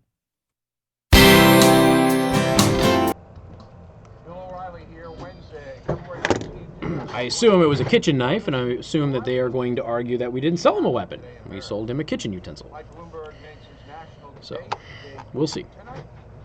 President Trump pardoned some controversial people. Conservative counties in Oregon launch a petition to join Idaho. New study finds older adults less stressed than millennials. We'll go ahead. In China, a threat to the world. Why is that happening? But first, 6 Democrats on stage. All right, I'm ready whenever you are. Mike Bloomberg for the first time, joining Biden, Buttigieg, Klobuchar, Sanders, and Yeah, of course they will. 100%. Billionaire has already spent Well, they covered the stupid meme of Pelosi tearing up the State of the Union speech. They covered that a hell of a lot more than they covered the guy trying to run those people over. The challenge for Casey Hendrickson here. The campaign that is now officially over after the latest Democratic debate. Thursday, 3 to 6 on 95.3 MNC. But it hasn't happened yet, Casey. Oh, I know what's going to happen. I will be tweeting throughout the debate. Nobody will check that out. Find it entertaining. Another Pass the Mic will be happening in March. In fact, we got a lot of crap happening in March. I'm going to have a very, very, very, very, very busy March. So, yeah. What is that? Is it National Walkout Day or whatever it is for the start of the tournament, March Madness? Escape from Oregon. Whatever that day is that basketball people leave work early. We're going to do a thing for that. Then we got Pass the Mic, like the next week after that. All right, take care, Impeach. Appreciate it. Well, I mean, several campaigns, to be fair, over now. They just don't know it yet. But I've got a theory about something that's going to happen today. We'll see if I'm right. New study finding older folks happier and more relaxed than millennials. No shit. 69% of adults over the age of 55 identify as, quote, generally happy with their lives, unquote. That number dropped to Alrighty, folks. Give you about a minute. I'm going to do the upload the daily show prep here. Take care, Tracy. Appreciate it. In a moment, China and the vicious coronavirus. Computer systems in cars. I didn't give a coronavirus update today. There are electronically controlled transmissions, touch screens, dozens of sensors. All of this advanced tech. Wednesday, February 19th. CarShield has affordable protection plans that can save you thousands for Daily show prep. including computers, GPS, electronics. And CarShield, you're behind the wheel featured of image. your plan. Choose your favorite mechanic. Yeah, I'm not gonna watch it tonight. I'm gonna watch it tomorrow. What do we have here? Gang.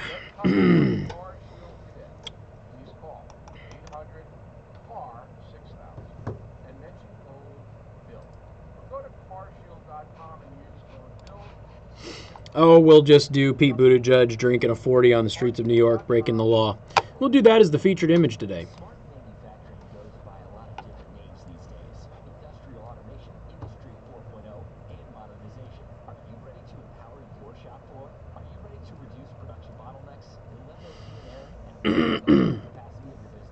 Yeah, I'm not going to be doing anything for it tonight, man. So you don't have to follow me tonight or worry about it. I'm really not planning on doing anything.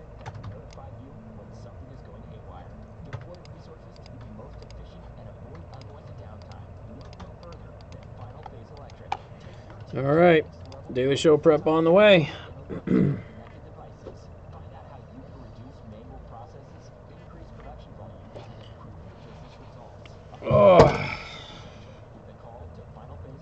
What game is yesterday's image from for the daily show prep? I don't think that's a game. I think that was a that was like an old picture that I used a long, long time ago that just for some reason got shuffled back through on my media files for some reason.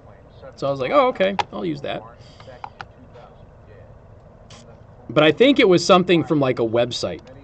I don't think it has to do with an actual game.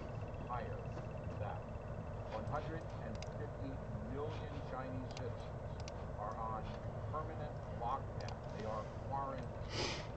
They face total restrictions on when they can leave their homes. All right, so here's the live tracker on coronavirus. I'll do it for you all since I didn't do it on the show. 75,195 infections. In the past 24 hours, there have been 1,760 new infections, which is an increase of 2.4%. The fatality rate has gone up because now there's 2,009 dead. So the fatality rate is now officially at 2.67. So over 75,000 infected, over 2,000 dead. The recovery rate also went up, though. It is now at 19.32%. So that means a lot of people are starting to get better. Ooh, that would be a good choice. Richard Grenell would do great in that job. Yeah, I don't think it was an actual game. I think it was a meme, but yeah. Grenell would be great at that job. After posting about the virus on social media on December 30th, authorities forced Dr. Lee to sign a statement admitting to, quote, illegal behavior. Communist officials are also silencing critics, withholding information, and arresting let's see. about the coronavirus online. President Xi Jinping was briefed on the outbreak on January 7th, 2 weeks before addressing the public and instituting new travel restrictions. Lee stonewalled for 2 long weeks as the virus spread rapidly. Now, this is what happens in totalitarian countries where people have no rights. In China, the government... So that's CNN Politics. And the people do as they are told. Somebody sent me a screenshot of a CNN Politics article where it has... So the headline is, Sanders leads the pack while Buttigieg sneaks up the rear. That is the title. And he's asking me if it's real or not. But it's like somebody just took a picture of their... So it looks like it's Gregory Craig. The coronavirus. A few years ago, I traveled to Cuba, a beautiful island that should be extremely prosperous, but it is not. The people there live in poverty. They have nothing. Most don't even have air conditioning in a tropical climate. Eastern Europe. If it was real, I'm sure that they have changed the article by now. The remnants of communism and how it ran roughshod over the people in Romania, Bulgaria, the Czech Republic, on and on. I'm Bill O'Reilly, and I approve that message by actually writing it. For more news analysis, please visit BillO'Reilly.com, where you can actually reach me, Bill at BillO'Reilly.com. The O'Reilly Update will return with something you might not know. You've been hearing about gold all over the news. I can't tell. Not surprising, given all the warnings of a recession and the uncertainty of the upcoming election. Americans are looking for stability as a way. All right, gotta log out of this here. I gotta go. That's why I recommend you consider gold. I'll log out of that. All right. Savings and retirement. The company I recommend. Yeah, that's just, I'd have to look up the authors and things like that to see if it's real. Don't know. All right, I'm going to bounce out of here. Hey, ladies and gentlemen, thank you so much for watching. I do appreciate it. And, of course, tune in tomorrow. And week is really going quick. We will, of course, have the 3-minute montage of the debate. We always do. And then we'll have individual sound bites of everything that happens. So, and I have a theory about something, but I don't want to share it with anybody to see if it happens. It's just something I'm thinking about with the debate tonight. So we'll see. Let's see. SBPD is encouraging more gun tips. You don't need any more gun tips. You have ShotSpotter. All right, take care. I appreciate it. Have a wonderful night.